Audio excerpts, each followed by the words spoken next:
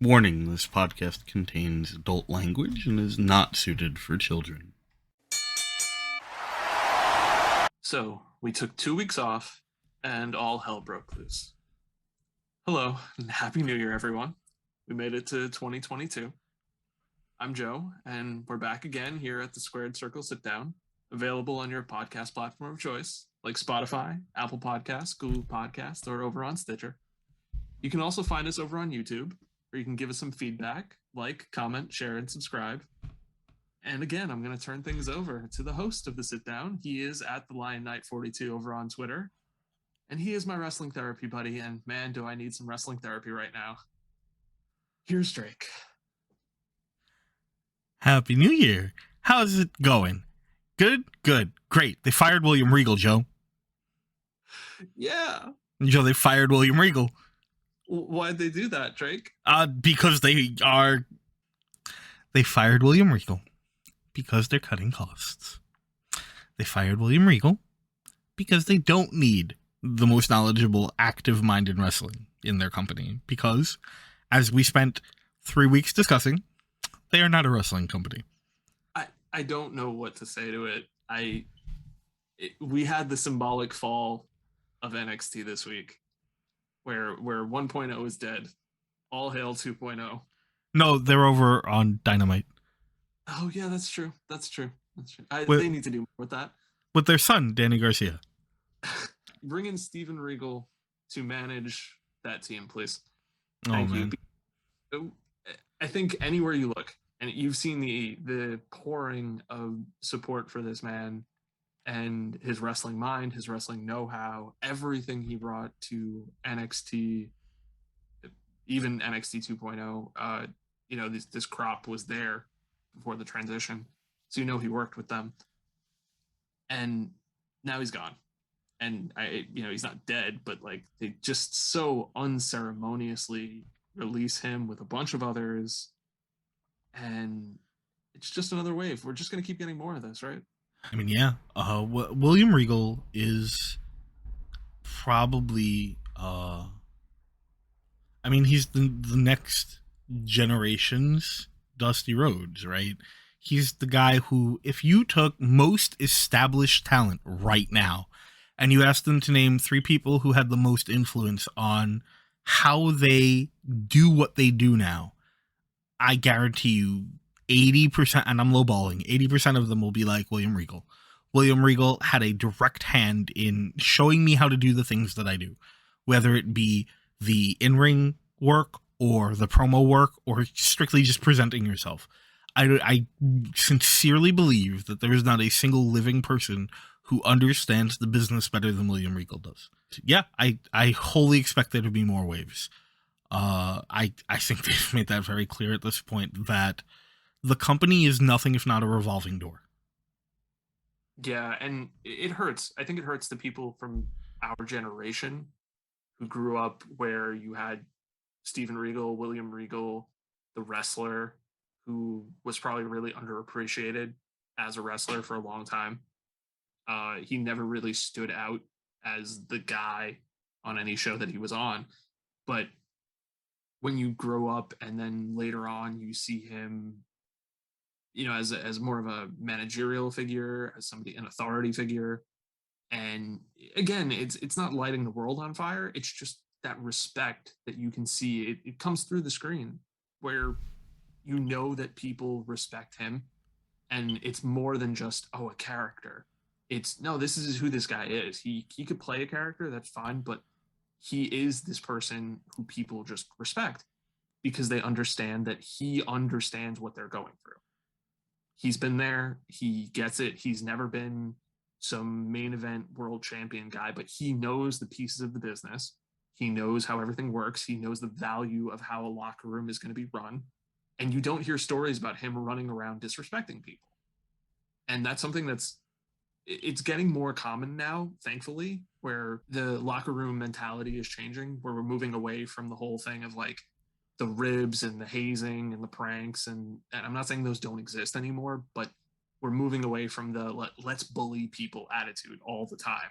You have to have thick skin to survive the business. Well, Regal, of course, had thick skin to survive the business, but he's somebody that has seen it changing and he's allowed it to change and he's helped it change for the better in so many ways. And you can tell, even without anecdotes, just from how people are responding to him all the time.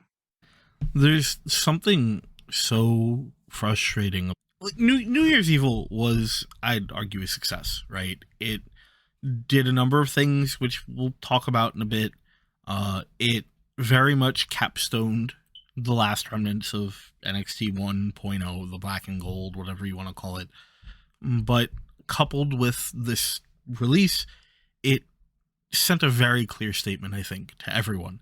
And props to William Regal, the guy's a class act and has made it clear he will never have anything bad to say about the company. And I respect that. I do. But just goddamn. I goddamn.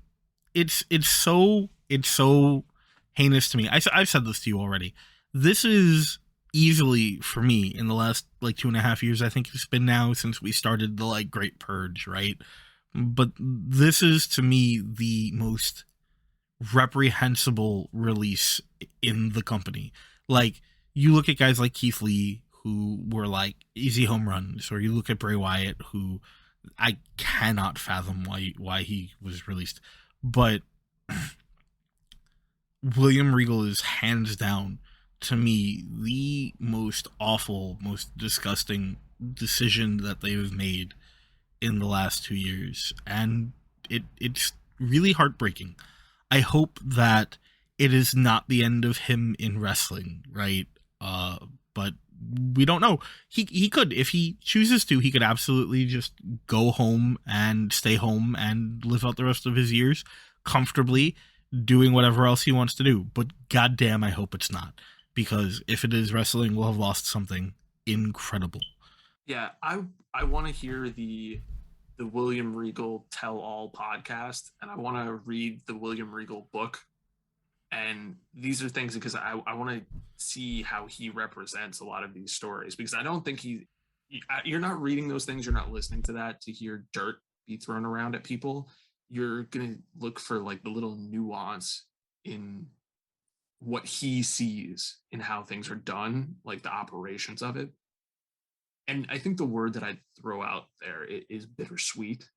This week has been a really bittersweet week for people who were big fans of NXT 1.0, where you have so much of not just a chapter, like a book being finished, written, closed, and somewhat unceremoniously put on a shelf to just sit and collect dust.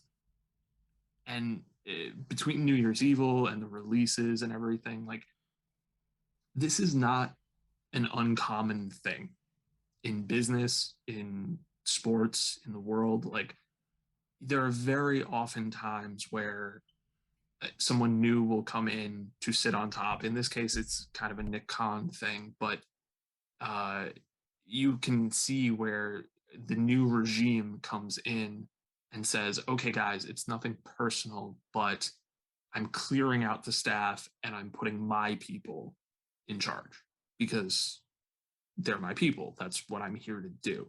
And we've talked before about how Nick Khan has come in to do whatever he's doing for whatever reason. And a lot of it has been budget cuts. Now, there's been rumors that the company is going to get sold, all that stuff. That's neither here nor there for this.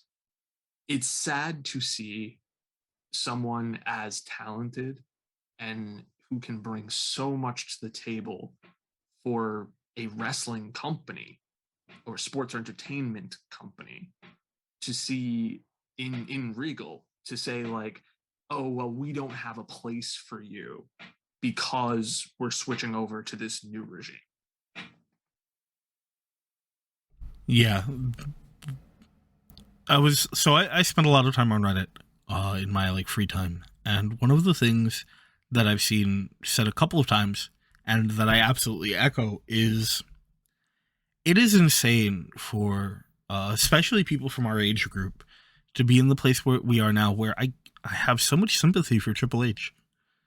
Right? There's so much that he built and people that he used to build it that has kind of been thrown under the bus, and especially at such like a hard time in his life, that it's really frustrating, and it's hard not to feel bad for the guy, right?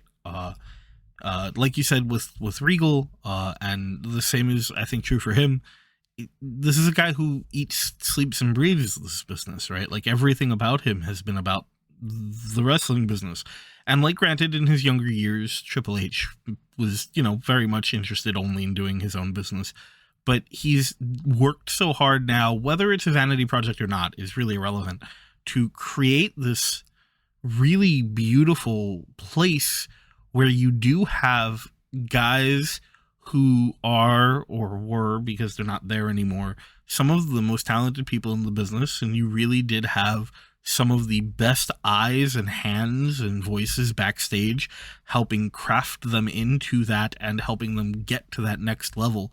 And now it's gone.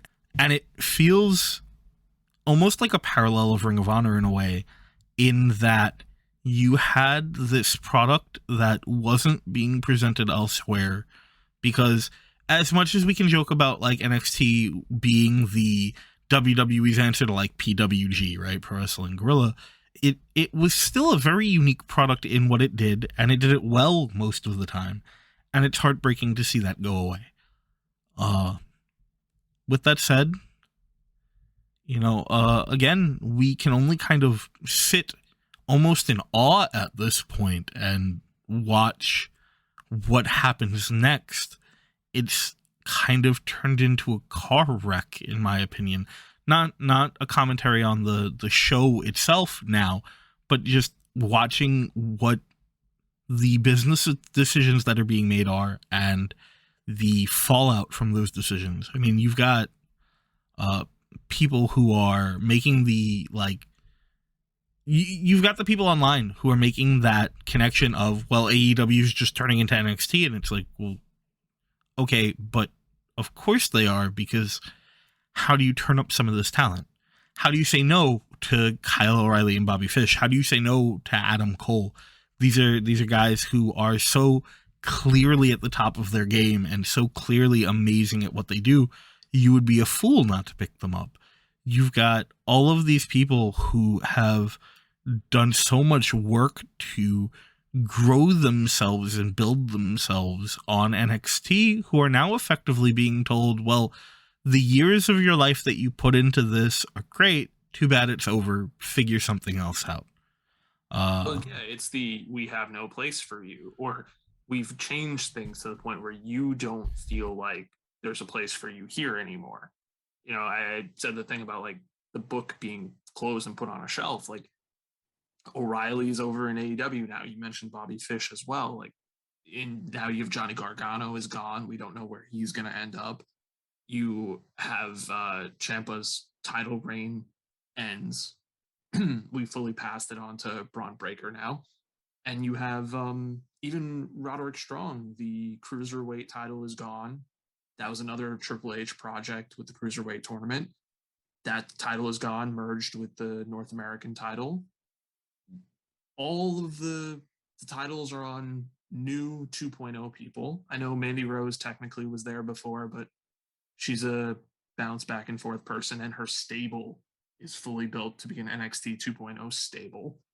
So they've achieved what they wanted to achieve here. This is the complete overwrite of what was there. It's not that they've erased it, it's just, no, that's the past. We're moving on to something new. And unfortunately, like, you look at Tommaso Ciampa's Twitter, you can see what he would put up, or his Instagram, of like, it's over. Like, this is the end. He accomplished what he was going to accomplish, but like, it's something new now, and it possibly doesn't involve him. And that's kind of something that the WWE has done throughout its entire lifespan, is especially under the like Vince McMahon Jr. lifetime, right? Is they don't necessarily erase things until like years later when we get revisionist history, but that's not what we're talking about. They just go, okay, this is over now. It's going to conform to the vision that we have moving forward. And either you fit that vision and you're here, or you don't fit that vision and you can leave, or we can throw you out the door. But either way, this is what is. That's done. We don't need to talk about it anymore. We don't need to acknowledge it anymore. The end. Up on the shelf. Move on. Yeah, you can see it in some ways through their title lineage in the WWE, where if you go back far enough, it's the Bruno Sammartino era, and then it's like the Hulk Hogan era, and then the 90s was a little tumultuous of like, is it Brett, is it Shawn, is it Brett, is it Shawn, oh, it's Austin. Okay, there you go. That's the next era, the Attitude Era. And then you get to the post Attitude Era, got a little in flux again, but it was kind of Brock Lesnar to some degree. And then, you keep going and keep going. And then it was definitely John Cena for a long time. And then it was, well, who's next after Cena? And now you have that. And yeah, they're very good at doing that, but it's still, normally it feels a little more, I'll throw back to the word that you've used plenty of times, organic, where you see the rising stars of the future and you hit a point where it's like, well, this guy's been around for a really long time. It's time for him to ride off into the sunset, and the new younger star is going to take the top seat. That's not necessarily what's happening here. Like, Tommaso Ciampa's 36 years old. He has AEW's lifespan between him and 40. So, like, he's somebody that has plenty more years of quality matches to give. And you're looking at it like, well, yeah, but actually no, because what we want to do now is we want to take this and turn it in, not just you, not just the title, not just a single piece of the show. The entire show is going to be something different now. And to do that, you had to have this exodus of talent, some of them not coming back by, voluntarily. They saw the writing on the wall. Others are being like, hell no, I'm not going to the main roster because I heard horror stories. I've seen what it's like there. I don't want that. And still others are looking at it as like, well, I mean, looks like you're handing me my papers and kicking me out the door. So it's again why I'm saying bittersweet to this, because like, you can look at the show, look at New Year's Evil, like there's some good matches on that show. Tommaso Ciampa and Braun Breaker tore the house down. That's great. Like, quality, totally there. I hope that continues because NXT 2.0 doing a lot of good stuff, but it's not NXT 1.0. And it sucks that in order to get 2.0, it's like, hey guys, we had to release a whole bunch of people and all the stars that you loved from the show that you were watching. Yeah, they're gone now. Yeah. I think it is important, though we are, fairly vocally negative about this company often. I think it is very important to note that, 2.0 has been putting out some really good content. NXT is very different, and it's heartbreaking that we're losing the things we are, and I really don't want to overshadow or ignore that.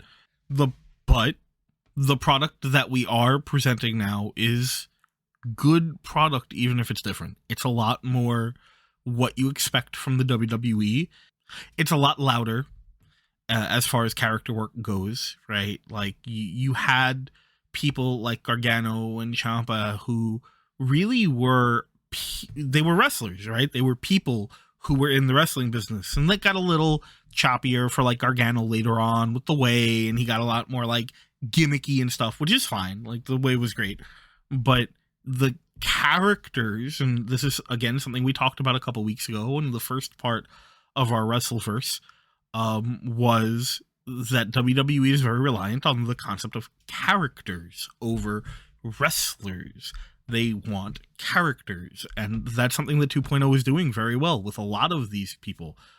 You've got guys with the like really simple thing like Braun Breaker, who is kind of what you'd expect from him, right? He's the guy who is big and strong and smashy, and even though we won't directly point to his lineage, we all know who he's involved with. And then you've got characters like Gacy, right? Who Man, that was one of the ones that I think is really interesting to like dissect when you think about it, because when that gimmick debuted, everyone just lost their minds, right? Where it was like, oh my goodness, are they really just gonna turn this into that like uh I will try not to do this too often, but like the Vince McMahon hate fuck letter um, to the fans. But they really did evolve it into something very interesting, and I always enjoy taking the time to like watch his stuff. You've got a lot of characters. MSK have had a lot of like very character thick stuff going on. Just a lot of the new NXT stuff is very much in line with what you expect, which was not as much the case with 1.0, and was probably a big part of why, as guys would come up from NXT to the main roster, there was such a huge disconnect. And for better or worse, you probably won't see that anymore. Yeah, they're no longer a third brand. They are a pipeline. They're a development territory. They're building characters that are gonna transition up to Raw and SmackDown eventually one day, and they are not going to need to repackage people. It's not going to, because they're done already. They're WWE product, not indie stars that are just maybe renamed. It's no, they are completely, the whole way through. They built you from the ground up to be a WWE star. And I'll keep going back to bittersweet, because again, it's not like I want to hate on what they're doing. It's just I'm sad to see that their stance is, oh, all of the things that I liked and so many other fans liked for years, you looked at and said, nah, we don't have a place for that. We don't want that anymore. And those are things where it's like, well, why not? Why don't you? And why couldn't you make both of these things work together? And yeah, it's sad. To build on that, if you look at the matches from day one, you'll see that kind of gap that exists. If we just jump to like the main event for 1 second, right? You've got like Seth Rollins, and you've got Kevin Owens, and you've got well, he wasn't there, but Roman Reigns. You've got Big E. You've got Becky Lynch. The list goes on, and a lot of these guys are from the earlier, or like maybe the second iteration of NXT, right? Like Roman Reigns and Seth Rollins were like the OG guys from NXT. And then Kevin Owens, I mean, it's hard not to remember his, and Big E was also there. Sorry. I hate to say it like that, but Big E was also a huge part of like the original NXT. And yeah, he was the second NXT champion ever. Right. Yeah. And then you've got like Rollins. So yeah. And then you've got Kevin Owens, who, his time in NXT was very memorable and was a big part of what NXT was at the time, and Becky Lynch. And you've got all these things that have been such a huge part of becoming what the company is now. And then you look at this last iteration of NXT, right, with like Cole and O'Reilly and Fish and Gargano and Ciampa, and it's crazy. There just is almost nobody from that generation. So you've got Riddle, who I will put in there, even though I'm not super thrilled with it as far as like it counting, but it does. And I'll explain that in a minute if you want. But you've got Drew McIntyre, who I don't really want to count because he's a whole different story, right? Drew McIntyre is the guy who left and came back, and very unique there. Yeah, they put him in NXT because they had to figure out where he was and rebuild his audience, and then took him as soon as they were ready for him. And then and the Street Profits are probably the only other guys I can think of who are like from this last kind of iteration of NXT before things started changing a lot, who have like been absorbed into the main roster and are like part of it, regardless of what you want to say about how WWE handles their tag team division. And it's very telling when you look at that. you don't have nearly as many guys from NXT up to the main roster from that generation, for lack of a better term. I'll Who push back on that slightly, and I think it actually isn't really much pushback. It's probably going to play even further into your point of there are others that you're just not looking at that are from that same era just because they're on the main roster and they don't get used at all. Like Ricochet is from that era, the Vikings are from that era. Like there are people that are on the main roster, and of course Keith Lee is a big example who's no longer with them. But like, um, there are people from that group, that era, that crop of talent, but they are just once they make it to that main roster, they are not used in any way that you're going to look at them. So yeah, I thought you were going down a list of people where you're like, oh well, they're at least connecting on some level at the main roster. That's fair, but I feel like it doesn't really change the statement because when they do bring these guys up, they're not doing anything with them, and it's not that they're not doing anything with them because they're not usable, right? Like the Viking Raiders, War Machine, whatever you want to call them, are an amazing tag team that have kind of were relegated to being a joke team and then forgotten about. Ricochet is one of the most athletic guys in the world, and they have him losing in a pseudo handicap match against Sheamus on the like first match of the card, which wasn't even the first match because it was like the pre-show match, right? So yeah, these guys are being called up and are not being treated like they're relevant, which is not the same as what we saw from like the Street Profits, what we saw from Kevin Owens, what we saw from Matt Riddle, who it was, okay, these are guys who come up to the main roster, and even if we don't want to acknowledge or think too much about their time on NXT, they are still being put in the spotlight.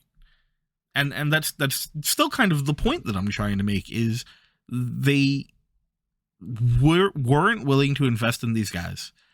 And sometimes Karrion Kross, it showed a lot. And it's very telling that this is not particularly a new decision. This is not something they decided recently. This was just when they implemented it. So I just wanted to look up really quickly. You mentioned Seth Rollins and Big E, who are the first two NXT champions, and they both have had main roster success. They've both been world champion. Big E, of course, just in the last year, he just lost it, which we're going to get to that, I imagine. And Seth Rollins, so successful in his career. I don't think I need to go over that. But there have been 19. Braun Breaker is the 19th NXT champion. Or 20th, if I'm counting correctly. I'm not 100% sure. It's 19 or 20. Doesn't really matter. And of those people, there have been, I think, 5 that have had that main roster level success to be world champion, with the most recent one being Drew McIntyre. And as you said, he's kind of a unique case where he seemed primed to get to that anyway without the whole leaving the company NXT comeback and all that stuff. Like his first run, he was dubbed the chosen one. So that's a whole other story. Until he started wearing leather pants and became a rock star. Yeah. And somehow Jinder Mahal got a world title out of that. But not fucking Heath Slater. Yeah, well, go Heath, go. But it's crazy to look at this list and see that more of these names are no longer with the company than have been world champion on the main roster. And I think that speaks to the point that you're making, that there was this crop toward the beginning, especially, maybe peaking around the time of Kevin Owens and Finn Balor, that afterwards they started looking at this as, oh, this is just the indie guys. They're not going to make it on the main roster. And yeah, that also kind of coincides with we're not a developmental territory anymore. We're our third brand. So you don't need to go to the main roster and be world champion. You can just be NXT champion. That's on the same level, even though it never was treated as such.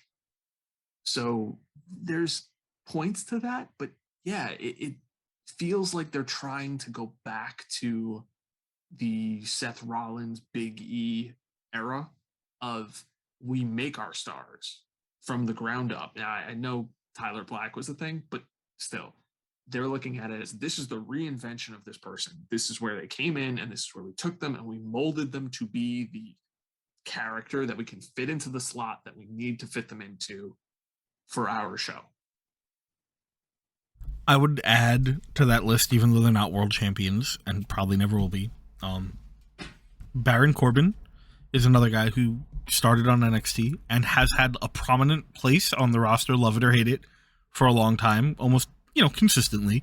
And Sami Zayn is another one of those guys who, if we're being perfectly honest, there is never a time where, like, discounting a Miz scenario where Sami Zayn was going to be world champion on the main roster, but again, has been consistently used and been part of the product. Oh, that's totally fair. And I think you could go up and down. Like, there's another name that I think, funny enough, I'd probably put ahead of Ricochet and the Viking Raiders in terms of what they're achieving on the main roster right now, and that's Otis, who, it's weird that he's actually kind of enjoying more success and spotlight than they are at this stage, but he's also from that more recent NXT crop era, coming up with heavy machinery, and that's not a thing anymore. But yeah, I think it extends to the main roster. I think it's just that thing of that idea of we don't have a place for you here. Like, if we are slotting people into roles, like, what does the main roster become? Do they look at the main roster and do they say, like, well, all these people that came out of that NXT pool that we tried to make champions on the main roster, that it didn't work out, so we're trying something new? Or are they looking at it as like, well, that was from a different era and then we capped it at a certain point, so now it's like we need to start over, otherwise we're not getting any new influx of talent? I don't know. I don't necessarily understand it completely. I think I could speculate a numerous amount of ways, but you can see how they book the main roster. You can see how these things we can compare directly day one to New Year's Evil and see the differences in those shows of, one was heavy into symbolism and being the end of an era, and the other one felt like thrown together hero matches that will probably work out, go get them. And I know we could talk about Roman Reigns and COVID, but that show was what that was. There's not a lot to say about it besides one thing. Right, because, like, looking over the card for day one, a lot of it was safe matches and obvious outcomes, right? Like, if I run down the card real quick, right, you got Usos and the New Day, which, there's never going to be a time where that's not a good match. You've just got four guys who are phenomenal tag team wrestlers who know how to put on a product that works for their product. They know how to tell their story in the ring, and they make it work. You have Drew McIntyre going over, what do they call him now? Madcap Moss, right? Yeah, that's correct. With Happy Corbin. He's so happy. Right, and so you've got Drew McIntyre beating him, which was obvious. You've got, like, RK Bro beating the Street Profits, which is another, like, obvious safe decision. You've got Edge beating The Miz because, it's Edge. He's not going to lose to The Miz. You have Becky beating Liv Morgan, which, again, was pretty expected. It's nice. Like I'll take a minute and be like, it's really nice to see Liv getting some push. Not to take anything away from her. Is it because maybe the women's roster in the WWE feels more thinned than Paul Heyman's hair? Maybe, but it's still nice to see her in that spot because it could have been any of the other three women on the roster. And then, you've got the main event, which was what it was. And, actually, while we're here, we might as well talk about it, right? Yeah, it was a good match. It was a short match. It was a good match. 8 minutes and 25 seconds. There's a couple things about this match that disappoint me. And, we're here. Let's talk about it. First, you have 4 non-Brock Lesnar guys. There's no reason this match had to be so short. Whether you want to do, especially when 2 of them are, like, an unofficial team, right? With, like, Rollins and Owens working together. You have every opportunity to put Lesnar through a table and have him have to be removed from the match, which is something they've done before. You have the opportunity for all 4 of these guys to be like, well, A, this guy's not supposed to be in the match. Fuck him. And B, it's Brock Lesnar, guys. We need to stop him or we all lose. And none of that really felt like it was explored at all, which is frustrating. So, fine. In an 8-minute match, you don't want to do any of that. Great. But then, okay, Brock Lesnar's put in that match. It's very unlikely anyone else is winning. And I think we all kind of understood that going in. The odds of anyone besides Brock Lesnar walking out as the WWE champion were very slim. And you know, we've talked about this before. I don't know if we've talked about it on the podcast. I am maybe more accepting of the Brock Lesnar and boss concept than a lot of people are. I think there is something to enjoy out of putting a title on this guy and being like, okay, good luck.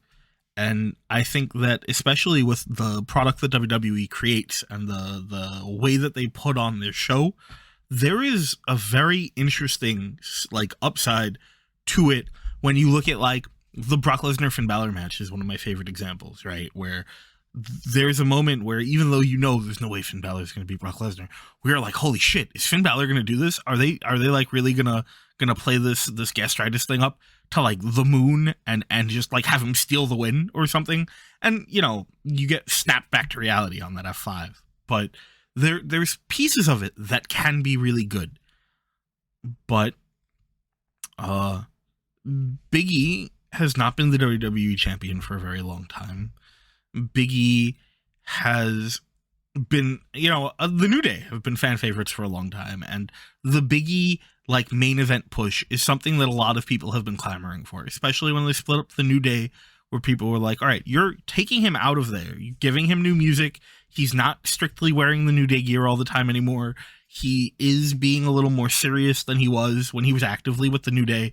This can be a thing, and we want it so bad, we want it. And they're like, okay, we'll give it to you.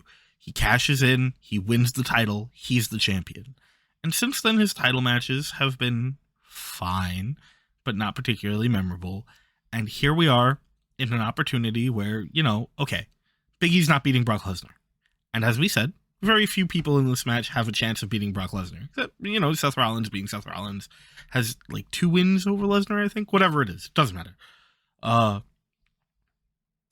Brock Lesnar pins Big E. Of all the outcomes that this could have, there are 3 other guys that Brock Lesnar could have gone over. And if you wanted to do Brock Lesnar, Bobby Lashley next, fine. So he doesn't pin Bobby Lashley. Okay. You can't have him beat Kevin Owens. You can't have him beat Seth Rollins, who's about to leave to go to the other show to fight Roman Reigns. There's safe ways to have taken the title off of a guy who people love seeing with the title, even if you haven't given them the run that they want to see, and you didn't take any of them. And at that point, it feels kind of like a almost a rewash of the issue with Kofi. It very much does. Part of me wants to say they very specifically made that choice. So it was, no, Brock's more babyface this time. He actually beat the champion, you know, so he earned it in that right. Also, they do have that whole, hey, look, he's beaten 2/3 of the New Day to win the titles thing, if they ever need to go back to that for whatever reason. And because one day the true king will rise from his throne and he will stare down the beast, and our great King Woods will fell him in a single swoop. Yeah, no, I don't know. They're fucked. I don't know. See, I'd love to. I would love to speculate. I would love to sit here. I would love to say, hey, this is all going to come together and we're going to have the Royal Rumble end with Woods and Big E as the last 2 guys in there. And it's going to be, well, which one is it? Because, you know, one of them is the only one who hasn't won the title and one is trying to get his title back and all that good stuff. I've been conditioned to not expect the best out of the WWE when it comes to telling these stories. So yeah, I'm with you. Like, I would even say that I'd rather Big E take the fall for the reasons I just stated than Lashley take the fall, because I think Lashley is that guy who should be protected as the other monster powerhouse who does not take falls very easily. But besides that, they really went 100 miles per hour in this match. Of just they did some of the stuff that you mentioned of let's just kill Brock, let's team up, let's do stuff, let's. I think Lashley speared him through the barricade or something like that really quickly, but like it was just nonstop because you have 5 guys out there, and when you have 5 guys out there at the same time, you're either going to get a match like this or burgers and fries. Only thing you get. And with that, it's like I enjoyed it because it's the train wreck, but why do you have matches like this? Normally they are, much to your point, to be like, oh, the champion's going to lose the title, and they didn't take the loss. They didn't eat the fall because there were 4 other guys in the match. But also, this goes back to this was a pivot. Roman has COVID. Roman's out. This was supposed to be Roman Reigns and Brock Lesnar. And I would assume Big E retains the title. So I don't know. Maybe Lashley wins the title. Kevin Owens did just sign a new contract. Yeah, but then where do we go from here? Is that Kevin Owens wins the Royal Rumble? You know, like, because now you have 2 champions that I don't know where they lose. Because it's Roman, and he should not be losing anytime soon. Mania earliest. And Brock, who I can't imagine they just threw the title on Brock to have him lose at the Royal Rumble to Lashley. Even if I'd love to see that happen. So I agree, but real quick, just the Lesnar Lashley match, I don't know if it's even really a metric through which we can judge what plans were prior to Roman being pulled from the event, because they very easily could have been like, well, okay, we have to put Brock in this match. Brock's going to win the championship. What do we do after that? Well, people have been wanting the Lashley-Lesnar fight for years. People have been talking about this. Okay, so that's what we'll do next. We'll get that out of the way, right? And Lashley has been booked, like you said, very strong recently. He had a run with the WWE Championship where he looked like the WWE Champion, and it felt good. And you've got these 2 guys who went off to do MMA and did the MMA thing and then came back and have been dominant in their own ways, and great. It's curious to me because, again, like you said, both of these guys look like they're not going to lose their titles for a while. Lesnar being the end boss, right, is very difficult to beat without reasons. And when he was a heel, it was the easy story of who overcomes the beast. But now you want people to cheer him against other people. And that becomes really hard because who can beat Brock Lesnar? Cheating isn't going to beat Brock Lesnar unless it's an obscene amount of, unless it's evil levels of cheating, which we'll talk about later. But unless you're bringing the entire fucking Bullet Club out to try and beat this guy, how do you stop the face Brock Lesnar, right? Maybe Seth Rollins, but then they send him over to work with Roman, which is a really weird choice. Because again, what happens with that? How do you take off one of the guys who legitimately can be like, I beat Brock Lesnar. I beat Brock Lesnar, I think, more than once. I beat Brock Lesnar in the opening match at WrestleMania. Yeah, I did that. He beat Lesnar twice. Twice. The first one was when he hit him with a steel chair before the bell like 30 times. Yes. The second one was pretty clean. So he beat him like 1.5 times. And the reason I'm over here laughing is because like babyface Brock Lesnar, for those that were around for his 2002 run, is literally the guy that concussed himself in the middle of a match and still won the main event of WrestleMania. So like, I don't know how you beat that. Dude is like walking into a hospital with one leg, but also pinning you after F5ing you with the other. So he's indestructible. Yeah, which, by the way, that particular match that you're referencing is maybe one of, in my opinion, the best WWE matches ever. That's fair. I think we're going to have one episode where we can go down like some of the history of WrestleMania and stuff like that. And we could definitely get to that because that is a hell of a moment. A hell of a scary moment too. But like, It's a hell of a moment. But yeah, like I'm with you on this. Of like, because again, this is a pivot, and I said when we talked about Survivor Series, Survivor Series is normally that time period where you can kind of have an estimated, educated, reasonable idea of who is main eventing WrestleMania, who's in the title picture, what's going on, what matchups are happening, and now I feel like I got nothing. I don't know. I have no idea. It's like Roman is still Roman. He's still trucking along. And now you have Brock. And these are guys that I thought maybe they'd be facing each other, perhaps. Like there was an outside shot of that. I guess there still is. Like Brock did bring up the whole title for title thing, but I don't think that's where we go. And there's still the Royal Rumble, and I have no idea who's winning the Royal Rumble. Two of my front runner picks are the guys in the title matches now at the Royal Rumble. So it just feels very strange.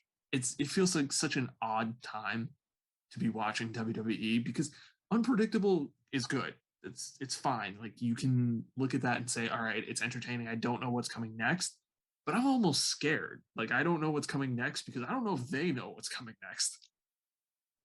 So yes. But the other thing that I wonder is looking at this, it feels kind of like the decision you make when you are trying to be beholden to two different networks. Also, you have Brock Lesnar, who is the end boss, who is the beast incarnate, who is the unstoppable, immovable, unshakable force. And you've got Roman Reigns, who is kind of the same thing, especially now in his heel run. Roman runs through everyone, and that's the deal. And Roman comes close to losing sometimes, but Roman wins, and that's it. So now you've got Roman Reigns over on the Fox show and Brock Lesnar over on the Raw show. And true to more dramatic television shows, you now have created these big bad evil guys. Even with Brock being a face, it's still Brock Lesnar. And Brock Lesnar as a face kind of just means, well, he's fighting bad guys. Because very little has changed. Well, I mean, visually a lot has changed. But very, very little has changed about Brock Lesnar's character since becoming a face. And I even wonder if he stays face because he's back with Paul now too, right?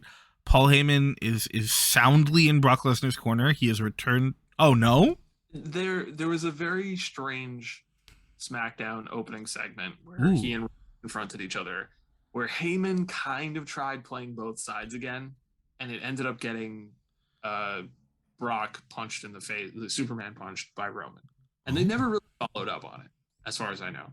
It just was odd. So I still wonder if they are looking to go back to them for that title versus title match. I don't exactly know the schedule. There's probably another show or two in between the Rumble and Mania. I don't know if there's a Saudi Arabia show or not, but there's at least, I think, Fastlane is in there. So maybe that's what they do there, just to blow off that whole thing. So what happened? Because I didn't see SmackDown this week. Oh, the show starts with it's a promo segment between Roman and Brock because Brock is doing his whole ha ha ha Roman, it wasn't here, so I just had to go win this other title thing. Ha ha ha. Paul Heyman's on my side, not on yours. Acknowledge me, Roman. Right? He's just making fun of him, that whole thing. And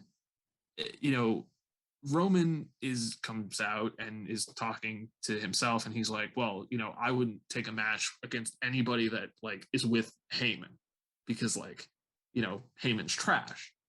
And Heyman's basically like, but I loved you. You were my tribal chief when Brock wasn't here, like you were my guy and all that stuff. And he turns and he's like, I protected you from Brock Lesnar, not because not because I thought Brock Lesnar was going to beat you, but because you were my tribal chief and I loved you. And then Brock's like, wait, what? Hold on a second. Like, you didn't think I could beat him? Like, I thought we were cool. I thought we were on the same side.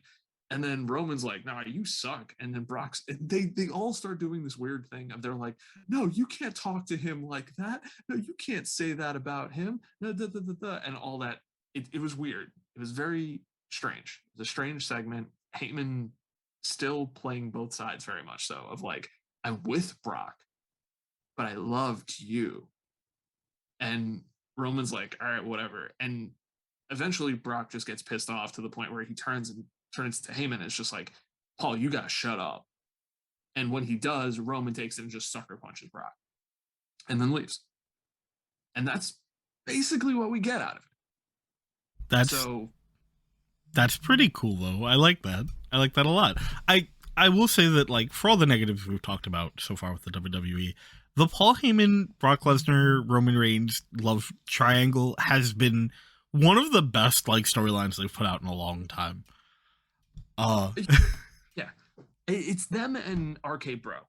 That's like the two most organic storytelling pieces on each show, where you look and it feels like these are real people who are reacting the way real people would react.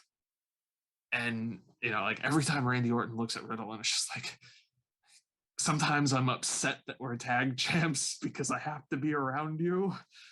But he still goes out there and wins those matches, and it's like, all right, winning makes me happy. But for this, it's, yeah, there's something still there that they're not letting go of, because there was going to be a match, and presumably we were going to get the return of Heyman in the Brock Roman match that was supposed to happen at day one, or after it at least. I don't know. But well, technically they did reassemble the Hurt Business, right? They just aren't mentioned anymore. But there was a whole thing about like the two of them being brought back into the fold at one point. I don't know if that's still relevant, but I mean, you could have your evil moment there where you just have like MVP Dick Togo and the weenies come out and, you know, make it a thing. It's possible, but the problem with something like that I see is also like, okay, so what stops Brock Lesnar from immediately being like, oh, you fucked me? I'm gonna F5 your house. I'm gonna German suplex every room in your house until it's rubble. Then I'm gonna claim your wife for my own and go the fuck home. Yeah, I believe that Brock Lesnar could German suplex somebody so hard that their, like, descendants have back pain. I just believe that. I think it's a thing. It's probably already happened. Like, there's a child being born right now that's just like, Brock Lesnar. But yeah, like, I'm with you on that. I think one other name I'll throw out there, and I know we've talked about this, and we're not here to fantasy book, but is Edge. And I do wonder if we get that, because we're obviously getting Miz and Maurice versus Edge and Beth. That's coming, but I don't think they're going to hold out on that all the way till Mania. I'll be surprised if they do. I sincerely do not want to watch the guy who had to retire over neck issues and then came back get German suplexed 80 times. I don't think I could watch that, and I sincerely don't want Edge to retire again yet. That's very fair, and I'm with you on that. From everything that we've ever heard, Brock Lesnar is incredibly safe to work with. Most of the matches where any injury happens, it's a complete fluke circumstance, usually because of the other person. You know, so it's generally not a thing. Like, again, the moment that I brought up is Brock hurting himself, not someone else. So, yeah. I'm mostly joking when I say that.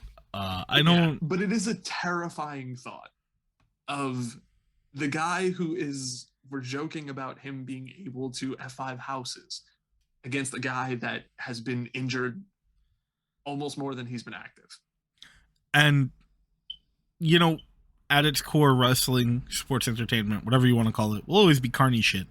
And, like, man, if that doesn't present some real interesting carny shit, right? Like, I could totally go in for that match, strictly because watching that match will be an absolute cringe fest. You'll be terrified the entire time, because what if, right? And watching Edge, and Edge is a great seller, like 100% fantastic seller. Watching Edge take any number of German suplexes from Brock Lesnar will be absolutely terrifying, even though you're right. Yeah, there's very little chance of him getting hurt, barring some kind of fluke. But yeah, it's possible. but Edge is also not the guy who beats him. Oh, I would seriously doubt it unless there's just like a thing where Brock's like, you have to have somebody beat me because I'm not staying around for like 6 more months, or you can't afford me for 6 more months. You need 16 more rounds of budget cuts for that. No, we'll just go to another Blood Money brawl in Saudi Arabia, and I'm gonna stop there. Yeah, we have more episodes of this where we can actually sit down and look at like the Rumble and see who we would pick to actually win, if they even set anybody up, because they usually make it pretty obvious. But this year, I just don't know. When it comes, what do you want to say about WWE? When it comes to the Royal Rumble, my immediate snap pick right now is Big E. I think it's Big E's year. I don't think he wins the title off of it, but I feel like I don't think they make the same mistake that they made last time, where Bobby Lashley's feuding with the New Day and he fucks up the New Day, and then we move on, and then later Big E comes out and like puts him in his place. I think that this is where it heads. I think that, and again, we're not here to fantasy book, not in this episode at least, but I think it is very possible that Big E wins the Royal Rumble and goes, well, over on SmackDown, Roman Reigns and the Usos have been fucking with my boys, and I'm not cool with that, so let's go there. Let's go fuck Roman Reigns up. Let's go take Roman Reigns' title and put him in his place. And I don't think it works, but right now, at least, it feels like that's what happens. And over on Raw, Brock Lesnar faces, pull a name out of a hat. Kevin Owens. Sure, yeah. Brock Lesnar faces Kevin Owens. Right? Why not? It's a match we've never had before, I don't think. Besides this brief interaction they just had. Yeah, I think you're right. And it would be really funny to have Kevin Owens take a German suplex and then do that patented like, oh shit thing he does when he takes like big bumps, which would be absolutely hilarious. Yeah, I mean, I think that covers most of what we have to cover for the WWE this week. There's very little else to go deep into, but that does, since we've been talking about the New Year's show, lead us to the next New Year's show, which is actually 2 shows and almost the length of a work day. Actually, maybe longer than the length of a work day, depending on how long you work. Yeah, true. I was going to say, speaking of pay-per-views... All right, that's a good segue. Let's do that. Speaking of pay-per-view... We can segue already. You can't segue twice. We can segue... We can segue as many times as we want. And as long as... Let's talk about... wait, speaking of pay-per-views, Impact just had a pay-per-view, right? Oh, yeah, Hard to Kill. That was great. So, speaking of Impact, why don't we talk about New Japan, who they've been doing a lot of crossovers with? See, we can do this. We can segue everything into everything. It's fine. We made it. Yeah, we got that. And we got now that. We're in Japan. That explains why I'm so tired. Okay, so let's do it. Let's talk about Wrestle Kingdom. Wrestle Kingdom was a show. Wrestle Kingdom was, I think, by all accounts, a good show. I don't know that 50th anniversary show. 50th anniversary. Well, no, they have a 50th anniversary show coming up, though, don't they? That's where they're doing Naito. Year.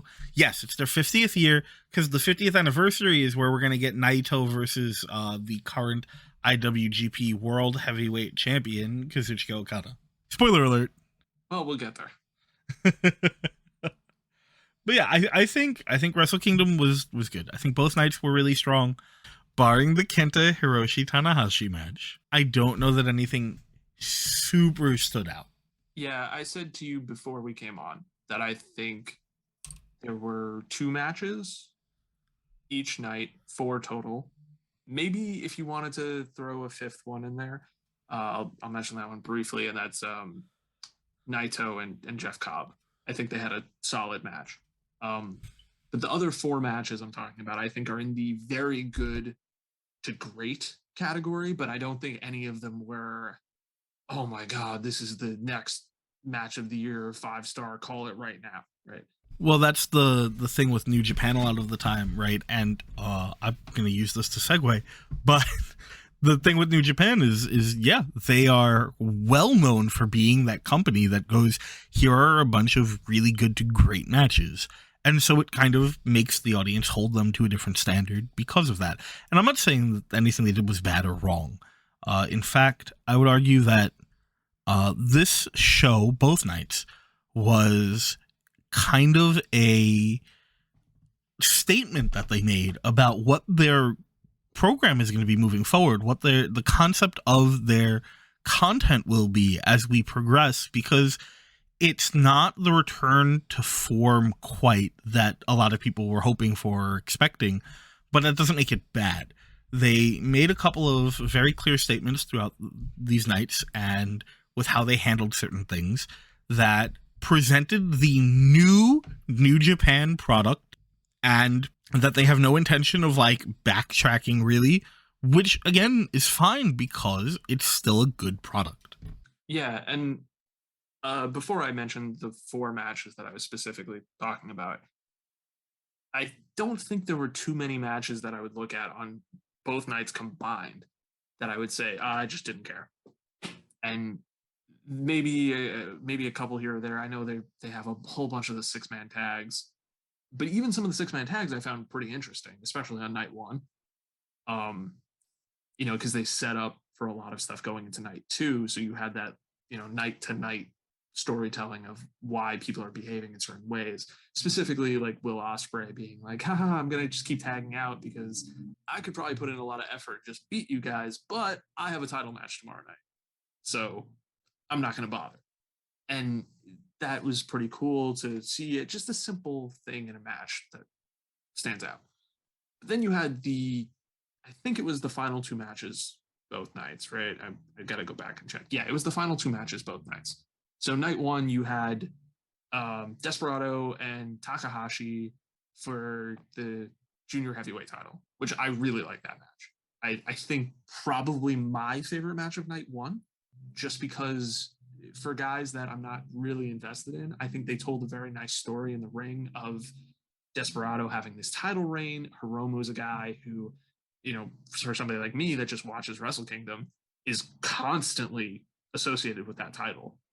Every year after year, multiple years in a row, he's the guy either coming in and winning it, or coming in with it and defending it.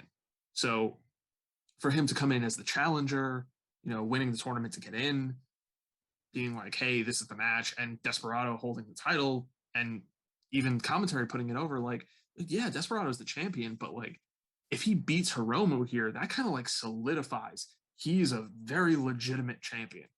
Because like Hiromu's a guy who could easily come in here and just win this match, and nobody's gonna, bat an eye at that. And another thing that commentary did for this match that I really appreciated, by the way, much respect to Kevin Kelly and Chris Charlton, because that was very well handled. The whole night was very well handled, both nights. But in that 100%. Match, when El Desperado was coming out, they were talking about, the last year in New Japan and the way things had gone with, injuries and whatnot. El Desperado was never really that guy who looked to be the champion. He wasn't aiming for it. His goal wasn't to change the world or be on top. And then the opportunity sort of presented itself and it fell to him.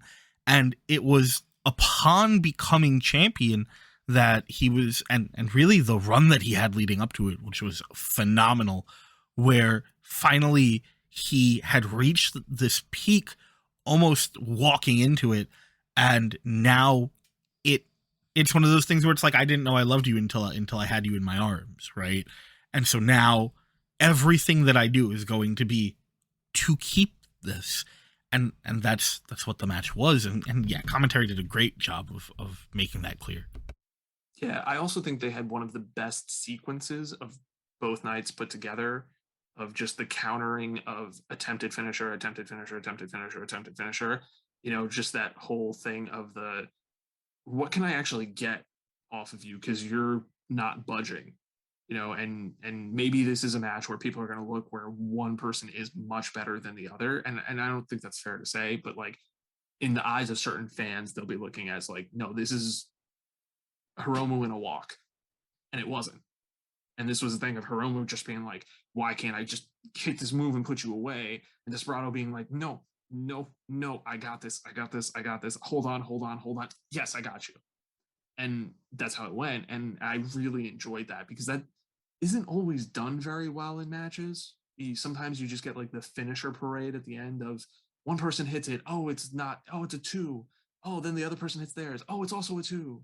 And then you just go back and forth until somebody actually wins. This was the no, I can't even get that far because both of you are so skilled. And one person, everybody knows it already, and the other person, people are now seeing it. And I think that's great. So that's why I enjoyed that one so much. Then, of course, you had the main event. And this was the match that I think everybody expected last year, but you got it now, of Shingo and Okada, of for the title, and this time it went the way everybody thought it was going to go last year. So my first complaint with this match, phenomenal match, great match, and I'll talk more about that in a minute, but the one thing that I do want to point out that bothered me about this match, well, there are two things, but one I'm going to point out right now, is they did something that very much is in the vein of like American pro wrestling, which I think is also part of the like statement moving forward of how they're handling things. But we had the Okada Shingo match now, where they were like, well, back when they fought the first time, Okada wasn't at 100%, and he wasn't in the same place he is now. And that wasn't something that was really mentioned the last time we got Okada Shingo. When that match happened initially, there was no real suggestion that Okada wasn't in peak condition, and immediately after that match, almost, right, he would go win the G1. And Okada has been this character who we've seen a lot throughout the years go through these waxing and waning periods, insofar as it's when he falls out of that top seat that he has a problem, because it's such a huge part of his identity. His identity is the world champion. His identity is the Rainmaker. He is the top guy, and that's what matters to him. And so when he's not, he falters. But that wasn't the case with Shingo Okada 1. That was two guys fighting to see who was the top guy. And Okada hadn't really lost a step so much as, I don't know. I have very little to explain that. And then now coming into the second match where they're like, well, Shingo won, but it wasn't Okada at peak Okada. So, you know, yeah, Shingo won, but it's not the same here. He's fighting up again. It's like, well, it doesn't feel that way. And then with Okada spending all of this time being like, well, I don't really care about that belt. I think it's a stupid belt. I don't think it's representative of me or this company as a whole or the fans, and I don't really care about it. Why is this peak Okada? Why is Okada fighting to prove that he's worthy of it, because it's not the thing that he cares about until, you know, we get to the end and he, in my opinion, kind of unceremoniously, I'll admit I'm a little biased about this, is like, okay, well, thanks to that title, now I've won this one, so now it's relevant. Now it matters because I'm the champion now. And again, it feels a little bit like that more American wrestling than the like New Japan Pro Wrestling kind of plot developments that we see, which were, you know, the issues I had with that match. But the content was... I think just to that point really quickly, it's a weird reverse thing about like the NXT 2.0 thing. Like this felt a little bit like a 1.0 versus a 2.0, but the 1.0 wins. Because you have Okada coming out with the old title, and you have him coming out channeling Inoki in so many ways. And so much of that being like, no, this isn't about erasing the past and making a new future. This is about the past determining what the future is going to be. And don't worry, we're not leaving anybody behind, because Okada is going to carry us forward, and he'll be the one to take up the new title and go forward. Which and I think the piece that's missing for me, just really quickly on this, is I don't know enough about Shingo. You know, because I need okay, awesome, but who's on the other side? You know, like you just have like this really strong thesis statement, but like, what's the counterpoint? Like, what's Shingo's rebuttal to that? And I don't know what that is. No, absolutely. Real quick, yeah, that whole concept of Okada coming out with the kimono that was covered in the history of New Japan and his time in New Japan was phenomenal, and it did a great job of making that statement. And as someone who does know Shingo, now I'll be honest, my knowledge of Shingo Takagi pre New Japan was not very deep, and after he showed up and had a couple matches, I was like, man, I love this guy. And so I went back and I did a little bit of research, but not a huge amount, just time permitting. And even so, it's one of those things where it very much felt like, okay, so even though Shingo's coming in as the champion, Shingo is the guy who has everything to prove here, right? Especially once they position it as, well, Okada wasn't 100%, so now Okada's 100%. Good luck. And Shingo has, according to some people, not really, at least until the last couple of months, not really had many opportunities to prove himself as the main event guy, as the world champion. And this was one of those opportunities to really do that, for him to be like, okay, well, I'm going to stand tall with this. This is my world. This is where I belong. And even though he lost, it absolutely did feel like that. He felt like a main eventer. He felt like he's earning his spot. And they did a good job of making it also feel like he absolutely could have beaten Okada. This could have been a coin flip. And the next match could also be a coin flip. And for other reasons, I didn't think there was much chance of Shingo winning, because no matter how many stars Shingo Ospreay could and probably will eventually get, the Okada Ospreay match was just obviously it's where we go. It's where we go from here, and that's okay. I think that they did a very good job in the time that was allotted for it of putting themselves out there, which was great.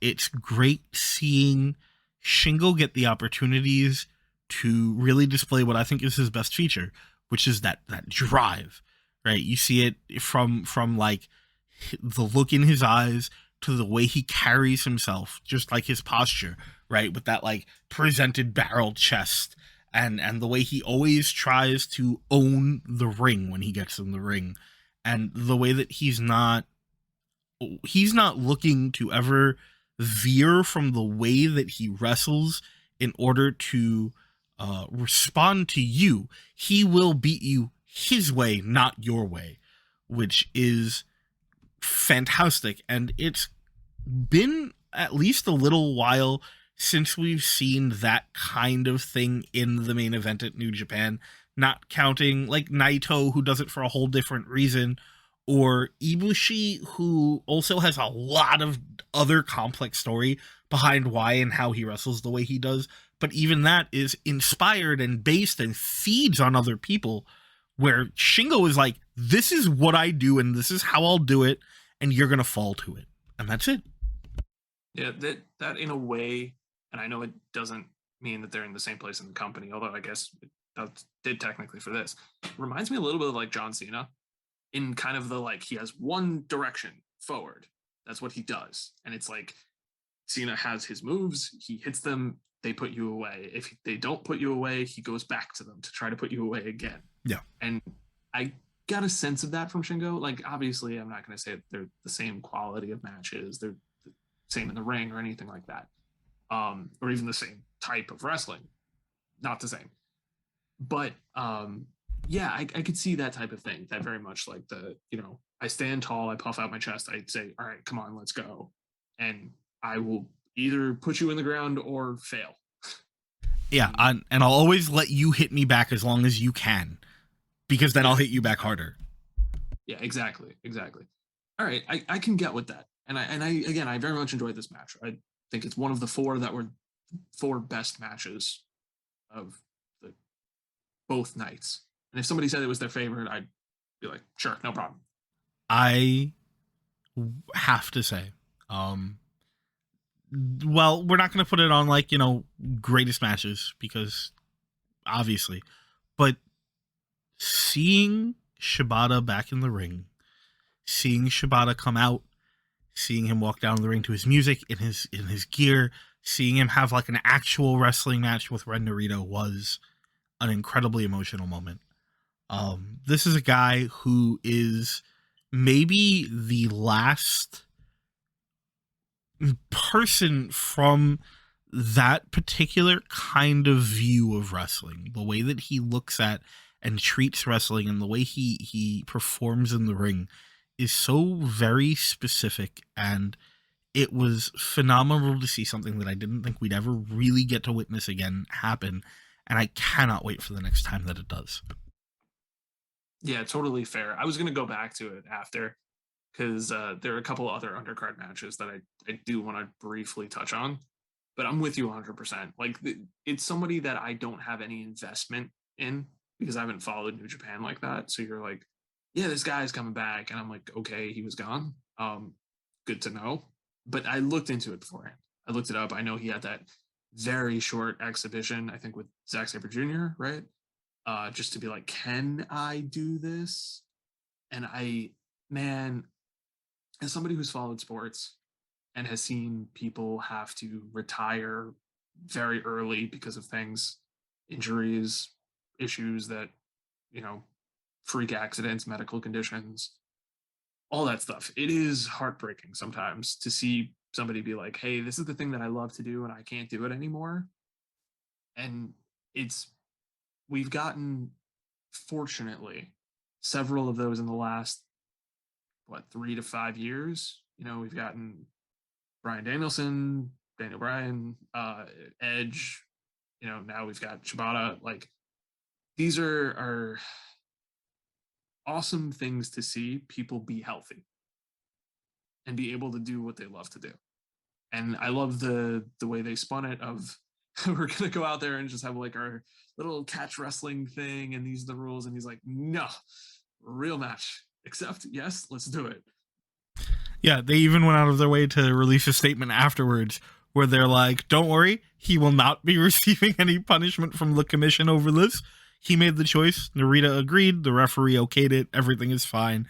Of course, we're not going to punish him. It's Shibata, right? And that was great too. Oh, I that actually brings me to another point that I had forgotten about until right now, but I have to mention this. Perfect.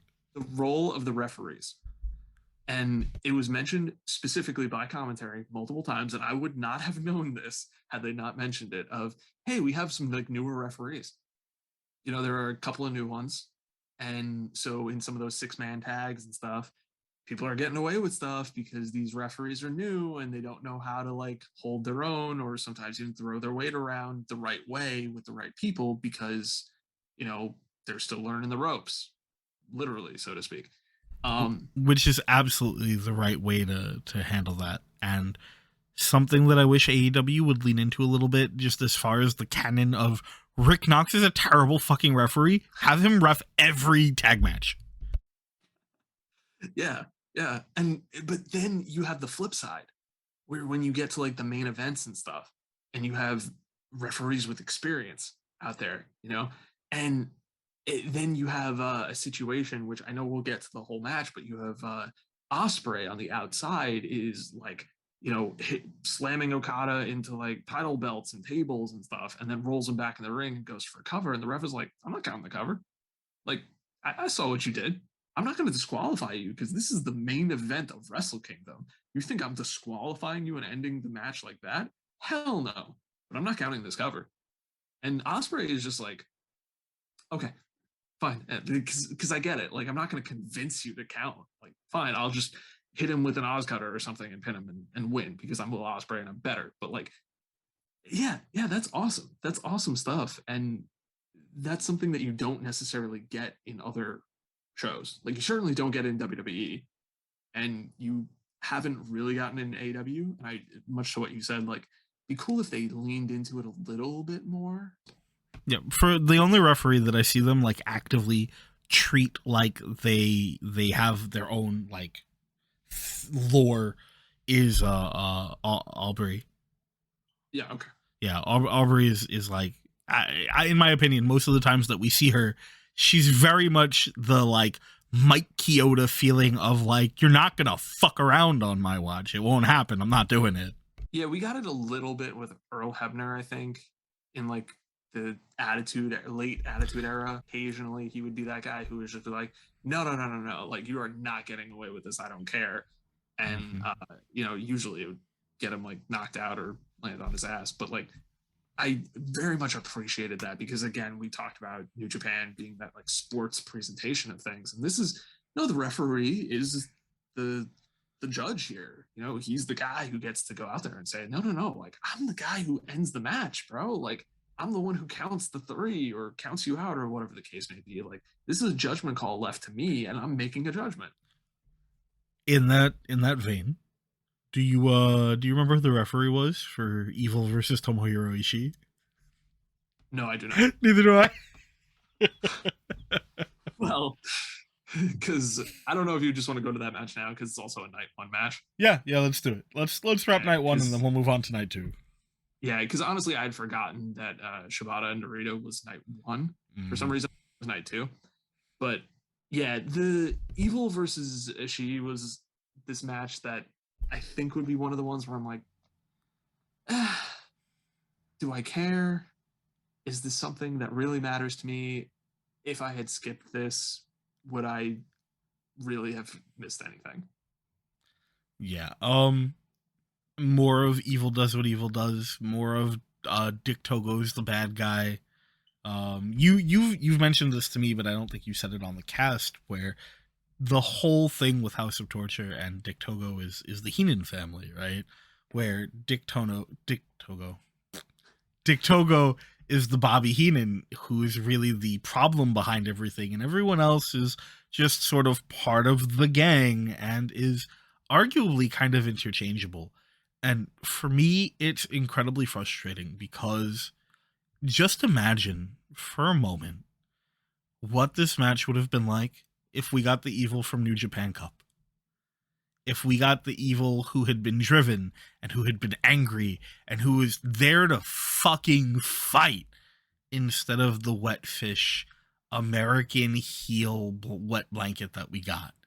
And the way that these two men would have absolutely destroyed each other, especially now that Evil is supposed to feel like more than half of a tag team with Sonata. Yeah, I can totally agree with that. Like, I think you said what I said to you, but it is very much that thing of you're not feuding with Evil, you're feuding with Dick Togo. Because Dick Togo is the guy who's on the outside. He's the one who's really pulling this group together and saying, like, all right, well, Evil's in the ring. He's not calling for interference. Dick Togo is telling the people on the outside what to do. He's running the plays. It's like, in order for you to beat Evil, you have to beat Dick Togo. And if you beat Evil, you still haven't beaten Dick Togo because he's on the outside. It doesn't matter to him. Like, his guy lost, but much in the way of Heenan, he has all these other guys too. So, it's this interesting thing. I think I also phrased to you where somewhere in all of this, there's got to be like a payoff. And it's weird that the payoff isn't Wrestle Kingdom, but it feels like the payoff needs to be maybe Chaos. Maybe it's LIJ. I don't know who it is, but somebody really needs to become like this united stable of, you have all your guys that run out every single time. Now we're our guys and we have each other's backs. I think it has to be LIJ. Okay, because like for Chaos, the whole reason why she loses is because there's nobody having his back. You get Yo comes out really late and does next to nothing, and he loses because there's 15 guys against 2. Yeah. And similarly, like everybody else in Chaos, it's like, well, where are they? It's, they have matches later or in night 2, so they're not coming out now. Mm-hmm. No, absolutely. And you had, and this kind of leans into night 2, the whole thing is kind of a setup for the night 2 match for the 6-man tag team titles between Chaos and House of Torture, after you've had Yoshihashi and Hiroki Goto win the tag team championships on night 1, where, so I think that we definitely will see the, like, coming together of Chaos to a point, but if you look at it, all the heavy hitters of Chaos are busy. They're doing other things, and I think ultimately that's what allows House of Torture to sort of get the leg up and win here, which I think eventually will lead us back to what New Japan loves to do. the the slow, subtle storytelling of the characters over years and years of effort, and we'll see, Naito and Shingo and that all of them sort of come together to have to stop this when show finally is the number one contender for the IWGP Junior Heavyweight Championship, or maybe in the next World Tag League, or because we saw Naito and Sonata together in that. I think that New Japan is going to continue to lean on the slow burn storytelling that they do, and unfortunately in this instance, for all the good things that they have and that they do, the evil thing doesn't seem to be connecting as well. And I will still bring it back to when we talked about this when we did the New Japan episode. It comes back to this thing where you presented us with this concept that could have been something great, and instead we ended up with generic heel number 4. And at this point, it doesn't even feel like let's resolve this storyline and Dick Togo gets, beat to shit and finally is gone or whatever. Evil's House of Torture crumbles around him. Who cares? Even when Evil is running solo, I'm not convinced that we're going to see that Evil. I'm not convinced we're ever going to see that Evil. I'm very concerned that this is just what they're doing. Just a quick question. Because House of Torture is Bullet Club. They're like a sub-faction. Yeah. Who is non-House of Torture Bullet Club now? At least in New Japan. So the only people in House of Torture, as far as I know, are Sho, Togo, Evil, and Yujiro Takahashi. And that's it. Yeah. But outside of that, there's not this mass successful Bullet Club. Kenta, Ishimori, Yeah. El Phantasmo, the Gorillas of Destiny, Jado and Gedo. Okay. Yeah, exactly. So Yeah. Bullet Club is no longer this we threaten the main event picture anymore. Yeah. They become the mid-card menaces. And even with the night 2 match, where we finally got the payoff with El Phantasmo with the weight in the boot, where, in the one match that kind of was set up to be their match, gone. Yeah. And another instance of the referee making a judgment call, which I thought was awesome. But for all of those things, it's I could see a thing where even House of Torture breaks off from Bullet Club proper, because they're the successful ones and Bullet Club needs to figure its shit out because they're no longer actually getting the job done, which we get to in night 2 if you want to just go there. I don't know if there's anything else you want to look at from night 1. Well, it's definitely worth noting, Yoshihashi winning his second championship, which is great. He's been on a hell of a hot streak, and he's really been holding his own. Besides that, yes, one more thing from the pre-show, and we can talk about it more when we talk about night 2, but Yes. seeing Shima in New Japan Pro Wrestling is something that any day of the week I would have actively lost money on. This is a guy who we're not going to do a whole episode about, is Shima, and I'm not going to sit here for 10 minutes and talk about him. All I'm going to say is, if you look into the guy bleeds carny shit, pure, unadulterated carny shit. The guy is a guy who has a lot of people who don't like him for very good reasons, and is 100% only out for him. And I was blown away to see it, but it is the first of many statements that they've made over these 2 nights, technically 3, but we won't talk about night 3. That is where in American pro wrestling, you've got the WWE and then the other companies that are kind of pulling themselves together. Here, New Japan is listen, we're all Japanese wrestling and we all need to get through this together. COVID numbers are hard on us.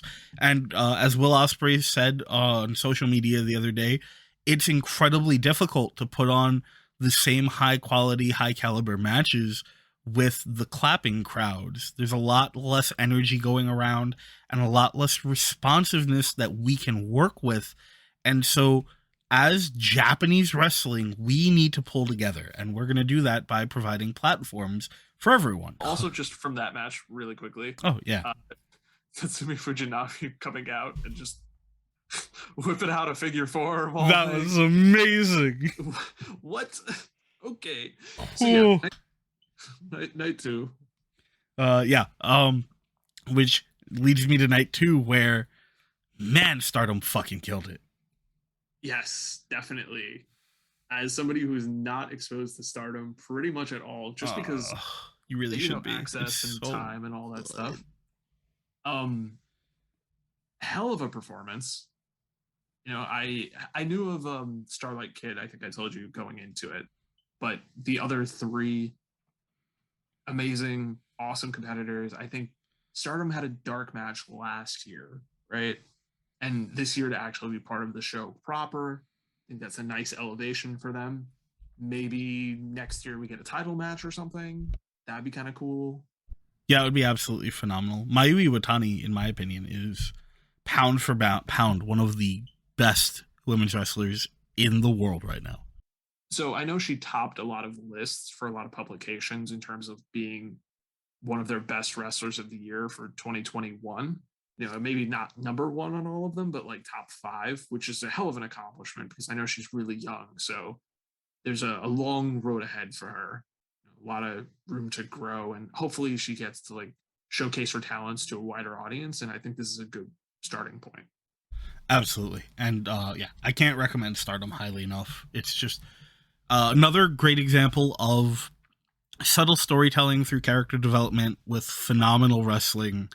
If you're fans of people like Io Shirai or Saray is also in NXT now, right? Yes, I believe so. Yeah, she hasn't been as much, but yeah, she's there. Or if you're a fan of Kairi Sane, Stardom is where these people came from. This is where they cut their teeth.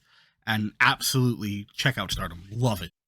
So going into night 2, another thing worth talking about, just for a moment, is how weird the 4 people in the King of Pro Wrestling, like, provisional trophy, whatever they call it, match was. That was an interesting pairing of individuals.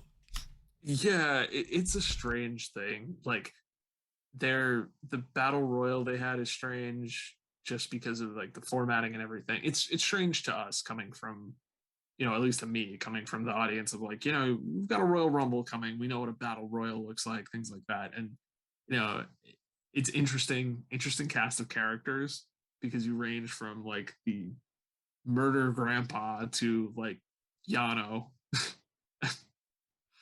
And then you have this match, which was actually entertaining. Like, it's entertaining until you get literally just Suzuki kills everyone. Congratulations to him, by the way, for winning this for now trophy. For now, yeah, until Yano re-ups his tape. Yeah, right. What else is there to really discuss in night 2?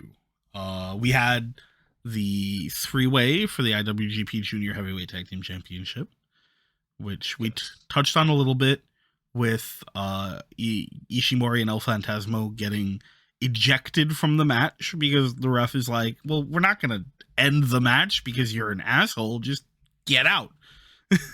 And being... Yeah, exactly. He was carried out, right? They had the young lions carry him. They grabbed him and dragged him out. And another fun fact about that match that Kevin Kelly, I think, mentioned on night 1, but I don't remember if he mentioned it on night 2, was Taguchi, who was like, if we win this match, we will be the 69th IWGP Junior Heavyweight Champions. And if we don't, maybe it's time for me to give up.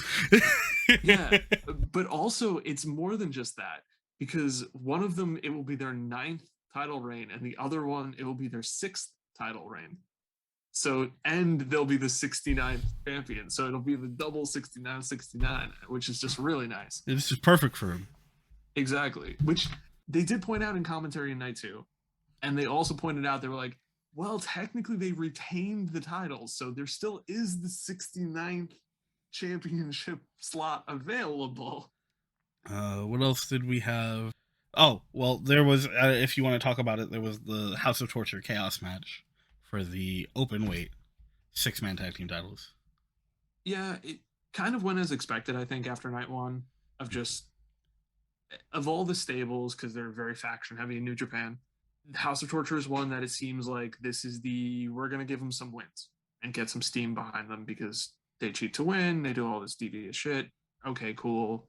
Here you go. You get the big evil wins the title night one. Night two, they retain the 6-man titles. Okay, cool. I don't think the match was anything too special.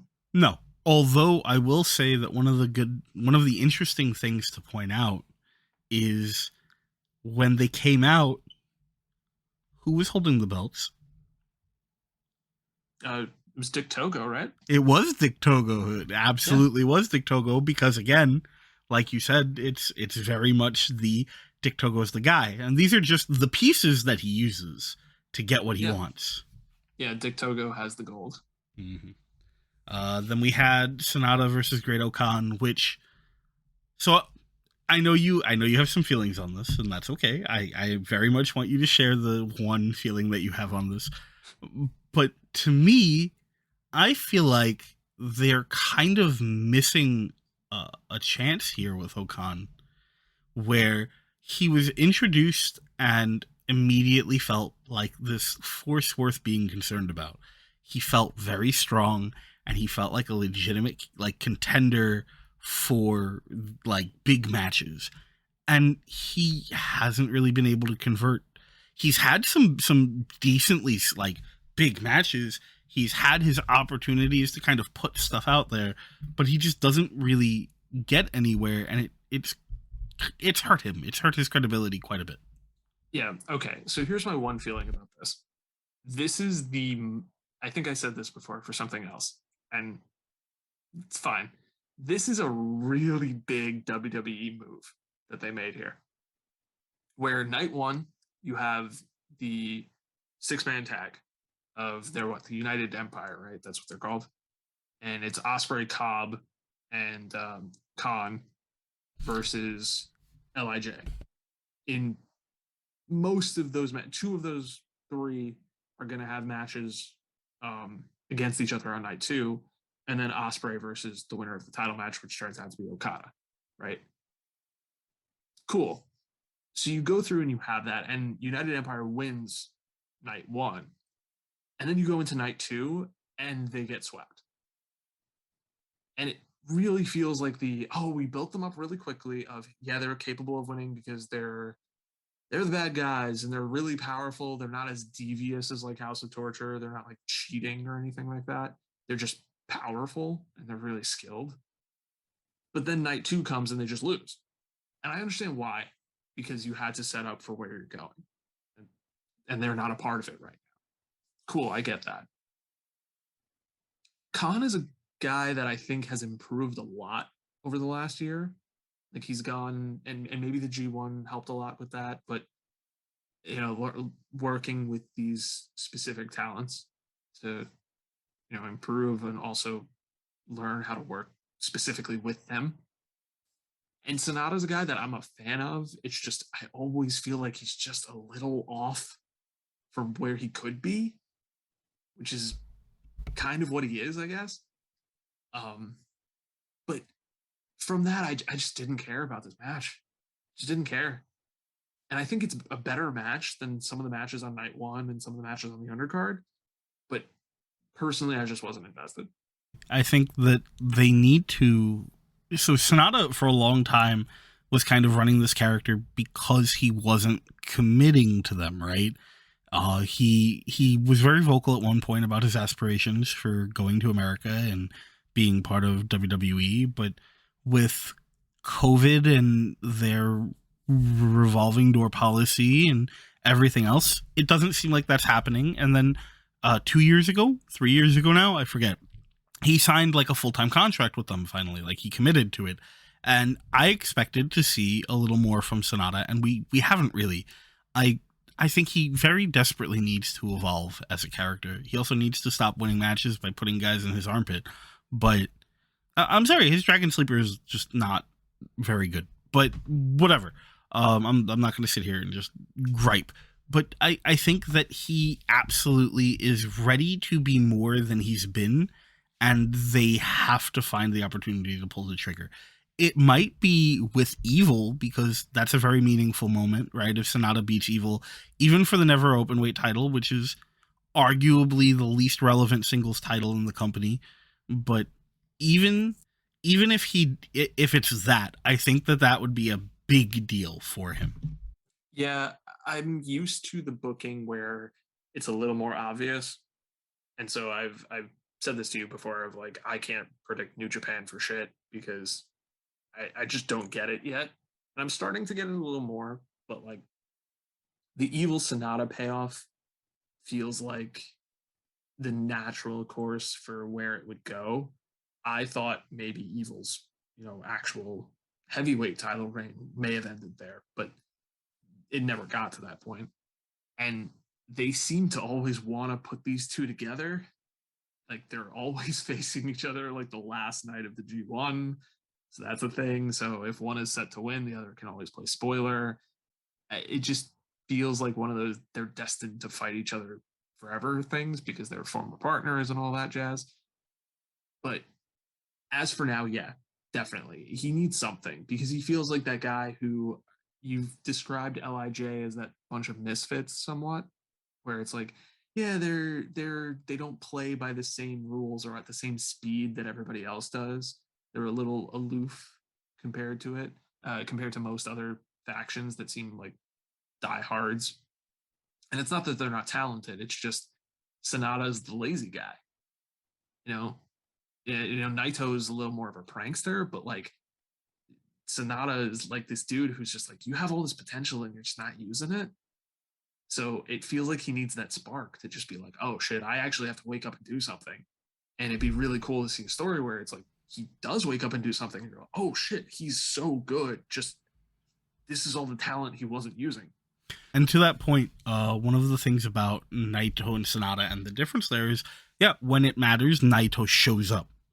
Whether it's because he wants something or because he knows the situation he's in, when Tetsuya Naito is put in a match that he needs to win, Tetsuya Naito will do everything in his power to pick up this victory. And Sonata will go, well, if I don't commit to it and I lose, I don't have to feel bad about it. So, fuck it. Which we see with Naito versus Cobb. Jeff Cobb, who has been on an absolute roll for the last year and change now, has felt like another absolute force, has taken the opportunity he had in the G1 and converted it into a very serious hot streak, has now come up against Tetsuya Naito, and Naito goes, I have to be here for this. And so we saw a lot less of the, playful Naito. We saw a lot less of the, like, tranquilo Naito. We saw a lot more of the Naito who went, okay, well, I need to be here, and I need to beat this guy, and I need to prove that I'm still this guy, because after this, I want my gold back. So here we go. Let's make it happen. And he did. Yeah, and he did. 100%. Because after night one, when they lose, it felt like Sonata's match with Khan was just like Sonata at normal speed beats Khan. So he didn't have to put in extra work. It was just, oh, no, no, no. I'm better than you are naturally. So I'll just win by coasting. Mm-hmm. And I could do that in the tag match because you have partners. So that's why we lost there. But one on one, I got you. That's not a problem. I don't have to break a sweat for this. And I'm not saying Khan's that bad. It's just Sonata has that latent talent. Naito gets in there with Cobb, and Cobb's like taunting him and shit, being like, ha ha ha, we won last night. And like, you're going to be all like, tranquilo, and I'm going to beat you. And Naito, as you said, is like, no, I showed up tonight. You're not getting that. You're not getting 2 wins in a row. It's just not happening. And bam, there you go. And the match itself, it was fine. I think you said it before where it's like, you got what you're gonna get from both of those guys. They did all the things that they would do in a match together, and naturally, because they're both that good, it was good, but it never hit that main event top tier level match. It was a good Wrestle Kingdom match. Speaking of Wrestle Kingdom matches, see, we're segueing again. In my opinion, the most impressive showing, Tanahashi Kenta. I think it was great how they set up on night one with Tana being like, this is not who I am, but fuck you so much that I will take the disqualification here, because tomorrow I'm going to beat the fuck out of you. And he did. They did a phenomenal job of putting it on the line. Tanahashi really taking the opportunity to work outside of his normal box and do his absolute best with it. Man, this was just a great match with a number of like great situations put into it, and just great work from both guys. Yeah, 100%. I agree with you because I've said to you before, I've expressed my disappointment with Kenta, where it just feels like he's. I said with Sonata, it feels like he's just missing a spark. And with Kenta, the spark is there. Like you can see he's passionate about what he's doing. It never feels like it connects. It feels like he swings for the fences every time. And if he ever hits something, it would go out. But he just whiffs every single time. And in in NXT, it was because of injury. I understand that. And then it derailed everything. But even going back to New Japan and Bullet Club, and he has these angles where he's so hot and he's just ready for something. And then he's the guy that just gets started, loses, goes to the back of the line again, gets started, loses, goes to the back of the line over and over again. And none of the matches he ever has are these classics that some of his peers are having. So it's just, who is Kenta? Why is Kenta there? Why do I care about Kenta? And this was a match that I genuinely enjoyed. I think it's the best match I've seen out of him, maybe ever, or certainly in years. And I'm a big fan of Tana. You know, I love Tanahashi. I think he's great. And to see him put in that level of effort and be able to get there, to have this match, as you said, with everything from night one going into it, you have the story for everything, even coming out of it, the story, like commentary being like, yeah, he did, but he won, but does he feel good about it? Like, you know, I mean, certainly he's going to be hurting, but like, you know, is he okay with this? Is this the same Tanahashi that like turned to Kenny Omega and said, yeah, but you do all these like devious things, so you know you don't belong at the top here. But now Tanahashi's the one who did some of these things. It's like I'm cool with that. I'm cool with that level of nuance and character and all of that stuff. Of course, the match itself, like I generally lean away from some of the hardcore stuff in favor of the more mat wrestling, things like that. But it was good. It was a damn good match. I think the exact line was, he's going to go back there. He's not going to feel good about how he did it, but he's going to feel good about being champion now. Which is perfectly in line with who Hiroshi Tanahashi is. All right, our main event, which, by the way, has my favorite sequence of Wrestle Kingdom. Okada Ospreay. Had to happen. We knew it was coming.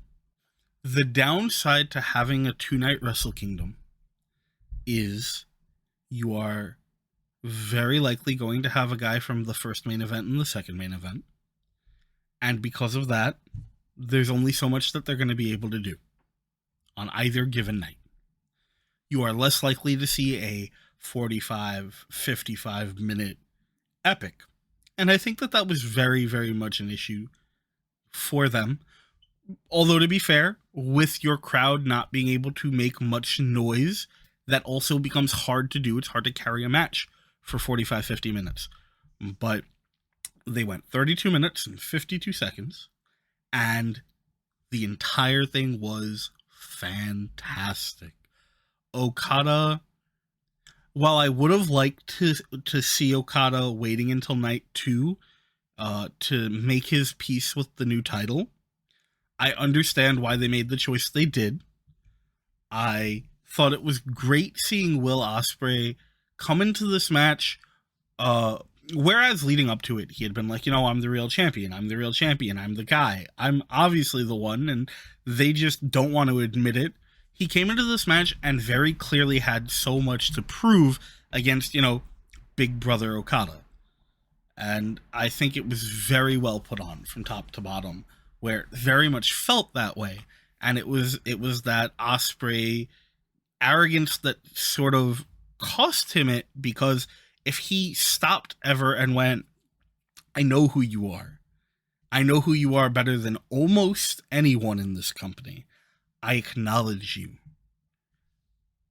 Now catch me. But he didn't do that. Will Ospreay went out there and went, I'm going to out wrestle you. That's what I'm going to do. And yeah, he got cheaty and he took it to the outside and, he did things. But in the ring, we didn't see all that often an Ospreay who was outpacing his opponent, who was like 3 moves ahead at any given time. We saw an Ospreay who went, all right, well, I'm going to beat you at your game. That's why he lost. Yeah, like this is the guy who can compete with Ricochet to see who can defy gravity more. And he wasn't trying to do that. He was trying to beat Okada by beating Okada at Okada's game, and that's why he lost. What was your favorite sequence from this? It's the one that ends with Ospreay, with Okada shooting Ospreay off the ropes and going for the drop kick, and Ospreay catching him for the sit-down powerbomb. What an incredible moment! Oh yeah, that's amazing. Holy shit. That's just one of those, like, thinking back to like Full Gear with the springboard like Liger bomb. Right? Oh fuck, yep. The top of like, how do you even do that? This is one of those where it's man, how did you think of this? Yeah. Did you literally just look at tape of his dropkick and be like, I can catch that? Yeah, exactly. This is exactly how it feels. He was like, hey, I had this idea. Let's do this. And Okada's like, you're not going to drop me on my neck, right? And he's like, no, I can catch you. And Okada's like, all right, bet. Ospreay literally looking at him being like, probably like 9 out of 10 times, you're fine. And Okada's like, it's all right. That's cool. I've had a good run. Yeah, and there were a lot of sequences in that match that were really good. There was a moment where Okada defied physics when Ospreay picks him up for the Stormbreaker, and as he goes to spin Okada out, Okada's just like, gravity is going to reverse itself for me so that I can land on my feet, just completely tilt myself the other way in mid-air, in mid-rotation. I'm going to Rainmaker you. Holy shit. The Rainmaker catch into a Spanish Fly. Yes. Oh my God. That was incredible. Just so fluid. Mm-hmm. I'm not a big fan of that move. Like, off the top, it makes a little more sense to me.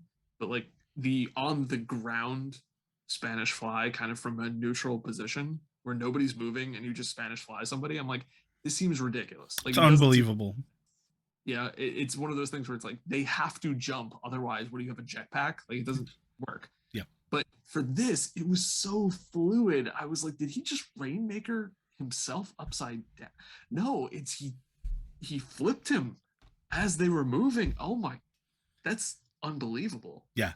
Absolutely unbelievable. And going all the way back to where we started with William Regal, when we say things about the mind for the business, right? This is what it means of like the mind for putting a match together. Of somewhere somebody had to come up with that. This didn't just happen. You didn't hit a button in a video game and just a move happened. They had to go in there and say, all right, I have to be doing this as you're doing that in order to make this happen. And they had to figure that out, because it's not just hit a clothesline.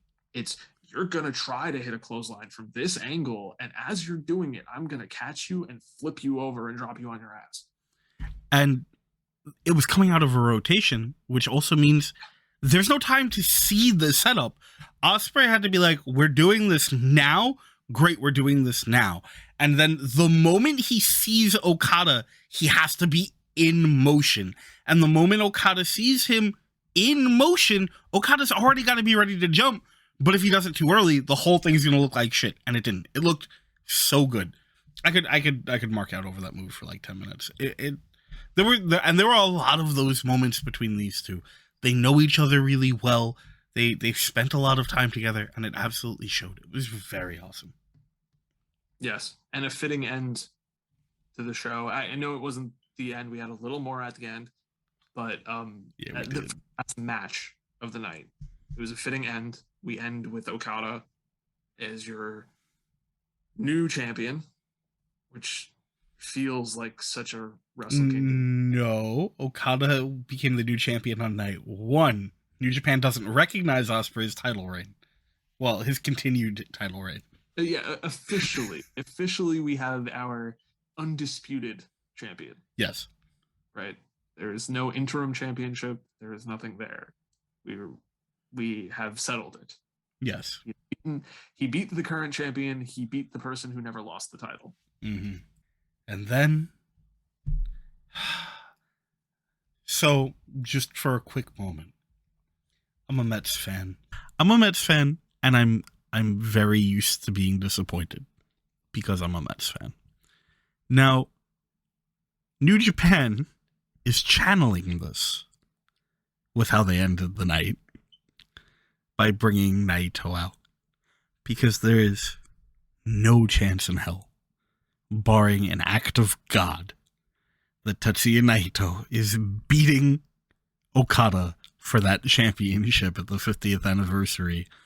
But god damn, do I want it.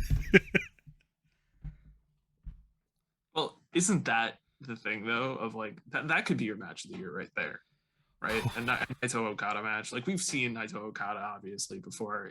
Over the last couple of years, we've seen Naito Okada, but those two can go. Yeah, absolutely. And it's always the same story for the two of them, right? Which isn't a bad thing, but it's always the story of Naito has always been the guy who's treated as though he is the bottom of the like main event line, and his title reigns have not been super fulfilling, and he always has to really fight his way up even to get that opportunity. And we talked about how they're sort of the land of misfit toys over in LIJ, and Naito is the king of the misfit toys. And Okada is the opposite. This is the guy who has been chosen, who has been ordained and blessed by the wrestling gods to be the face of the company, the man who is champion, always the guy. And so anytime these two get in the ring, that's exactly the story it is. Okada comes in as this powerful, almost godly force, and Naito is the guy who goes, yeah, but fuck you, this is mine and I deserve it. And it's going to be great to watch. We have AEW had some title matches, a whole bunch of title matches, and I think we should kind of just go title match to title match and be like, this happened, especially because we've had title changes. Yeah. And those are the important ones. So, just kicking us into full gear. Haha, we did that already. Oh, shit, you're right.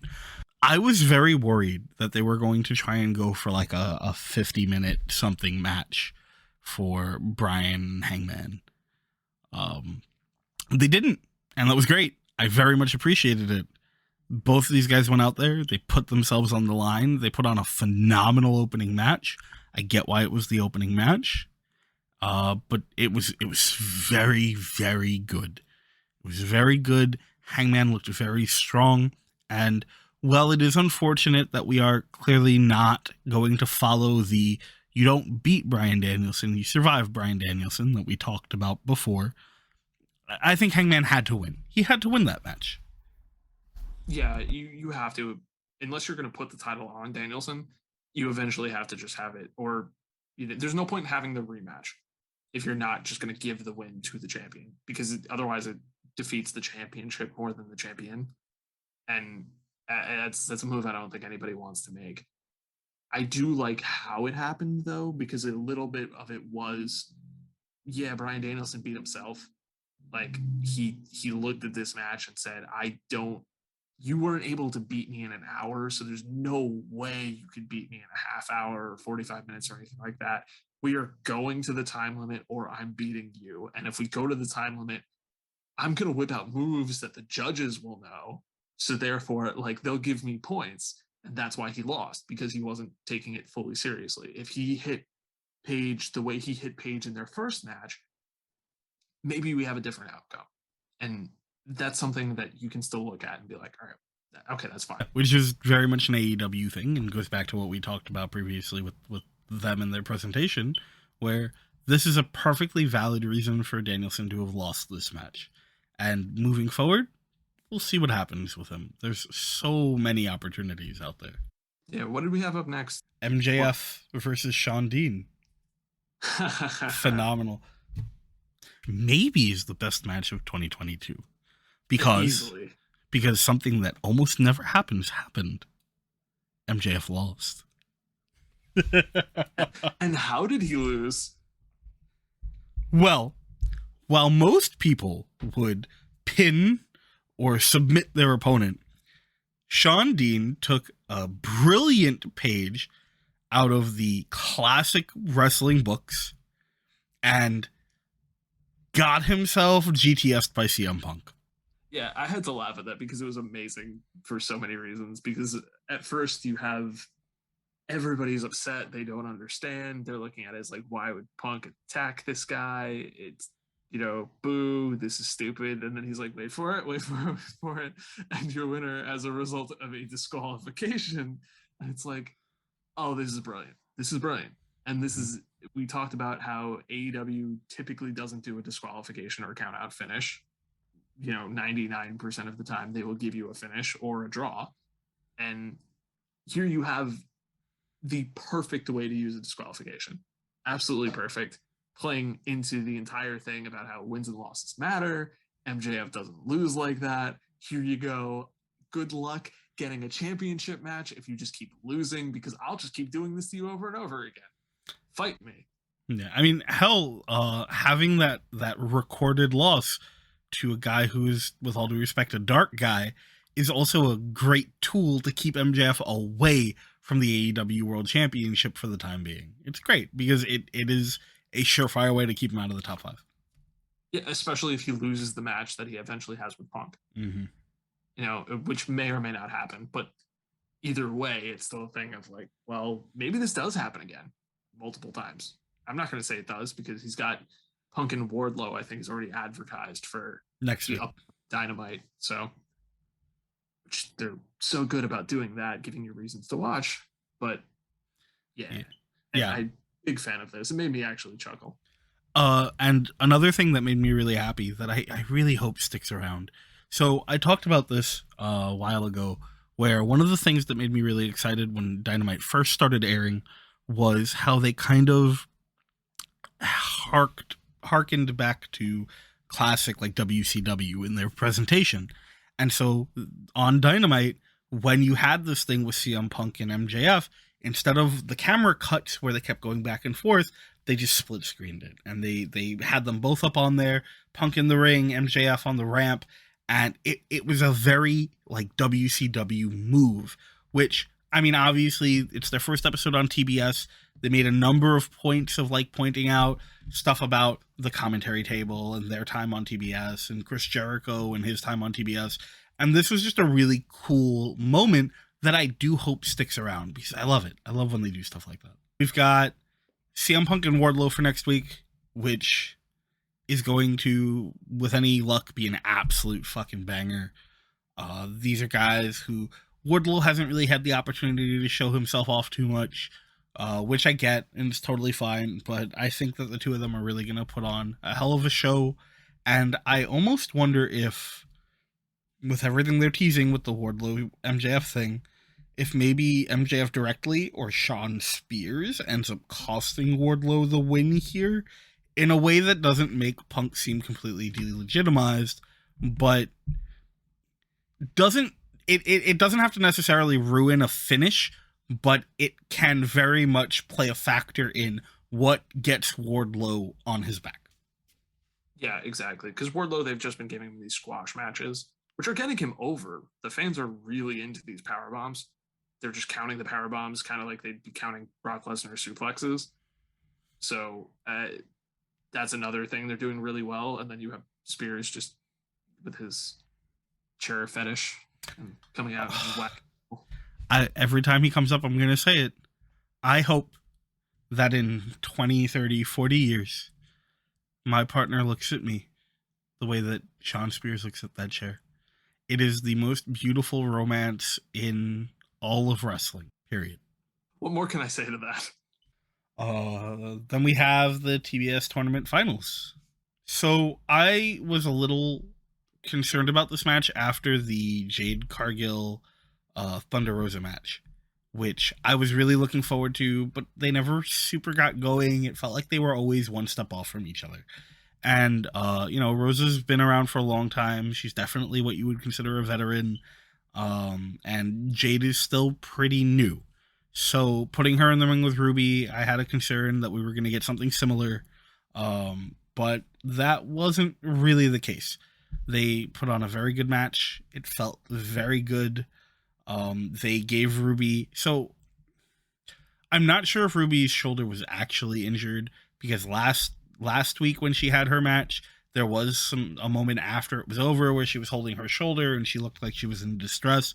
But regardless of the what or the whatnot, they did a good job of having that be relevant and having it exist and using it as a good way to be like, well, we're not going to say she would have won if her shoulder wasn't hurt, but it is very relevant that her shoulder was hurt. And Jade, despite being relatively young and new and brash, was willing and able to take advantage of that. I've said this before. I think Jade Cargill is a superstar in the making. Yes, agreed.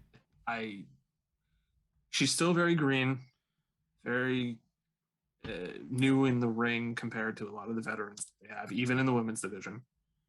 But what she does well. And there are some newer people, just in general, this is not limited to the women's division, who, when you see them in the ring, occasionally they have those moments where they don't know what to do next, where they're just waiting for somebody and you can see them waiting, and it kind of breaks the immersion a little bit. Jade Cargill still has some of those moments sometimes, but she's gotten a lot better at not having those moments. And that lends itself to that fluidity that you have in a match. And I don't know if this is her best match ever or her best match yet or anything like that, but it was a good match. It was still a little sloppy sometimes, but better than the Thunder Rosa match, in my opinion. Yes. And I'm happy she's the champion. I'm happy they took the chance, gave her an opportunity, and I'm hoping to see her do some good things with this. Even if she squashes some opponents here and there just to stay champion for a while, she's good at that. I just said for Wardlow, like, that's getting him over. It gets her over too. And the fans are not revolting against someone who's new, who isn't super solid in the ring yet.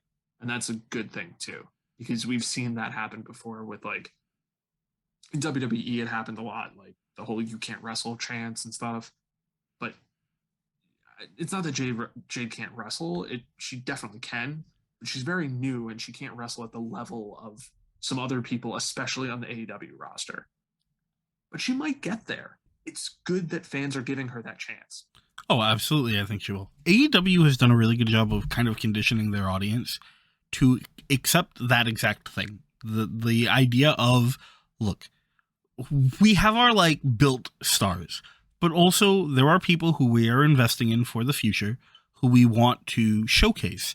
And we are going to do our best to present them in a way that allows you to kind of understand and see them and also watch them grow. And in how they do that, they have created this sort of goodwill and faith that the crowd uses to be like, okay, well, we understand that she's not the main event yet, but we are enamored with what we've seen of her and what she's trying to do and what she is doing and where she's going, and what she does well. And we will support that, right? You saw it with Britt Baker was a really good example where, the crowd did not want her for a time. And they took that and they bottled it and they thought about it and they swirled it around and went, okay, let's approach this from a different place without removing her from the, spotlight, without removing the eyes. And it worked. And it was a really good way to build that faith from your fan base. Jade Cargill, I agree with you, is a superstar in the making. I will be stunned if in 10 years, maybe less, she isn't like maybe one of their top women, period. And seeing everything that she has learned over the last year or so is huge. Especially when you go back to like her first promo when they introduced her with the Shaq thing, right? He's coming. And it was painful. It was so bad. And now she really has come a long way and can hold her own on the microphone too, which is great. I'm very much looking forward to seeing what she does with this title. And yeah, there'll probably be a couple squash matches, but I don't think that's a bad thing. No, I just want to throw out really quickly there. I know I suggested this to you at some point in time, just as almost as a joke of like a segment we could do on here. And that is rules for wrestling. Like if you had a genie that gave you one wish that extended to all of professional wrestling, you couldn't just pick a company, but you could put a rule in place. What would it be? And one of them is like people got to stop calling people bitches, especially in the women's division, especially in WWE. It's like, oh, if you want somebody to like get over, just like, oh, just call her a bitch. And it's like, you really gotta stop doing that. Like selectively fine, but like if you never did it again, I'd be happy. Jade Cargill is that one person now where I'm like, you're allowed to say it. Yep. You're allowed. It's your thing. Nobody else is allowed to say it because you say it. It's yours. I love it. Her whole use of the TBS thing is fantastic. And I look forward to them really capitalizing on that. Another thing AEW does that I think is really fun is they are fully aware of what kind of language is getting used on other programs and almost take a certain glee in how they go about presenting an alternative, which is great.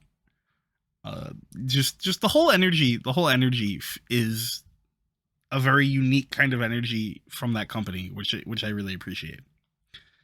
While we're talking about angry talent using flavorful language, the next segment was Serena Deeb and Jim Ross, which I saw a great meme about Serena Deeb where it was like, wrestles like, picture of Bret Hart, mouth of Austin.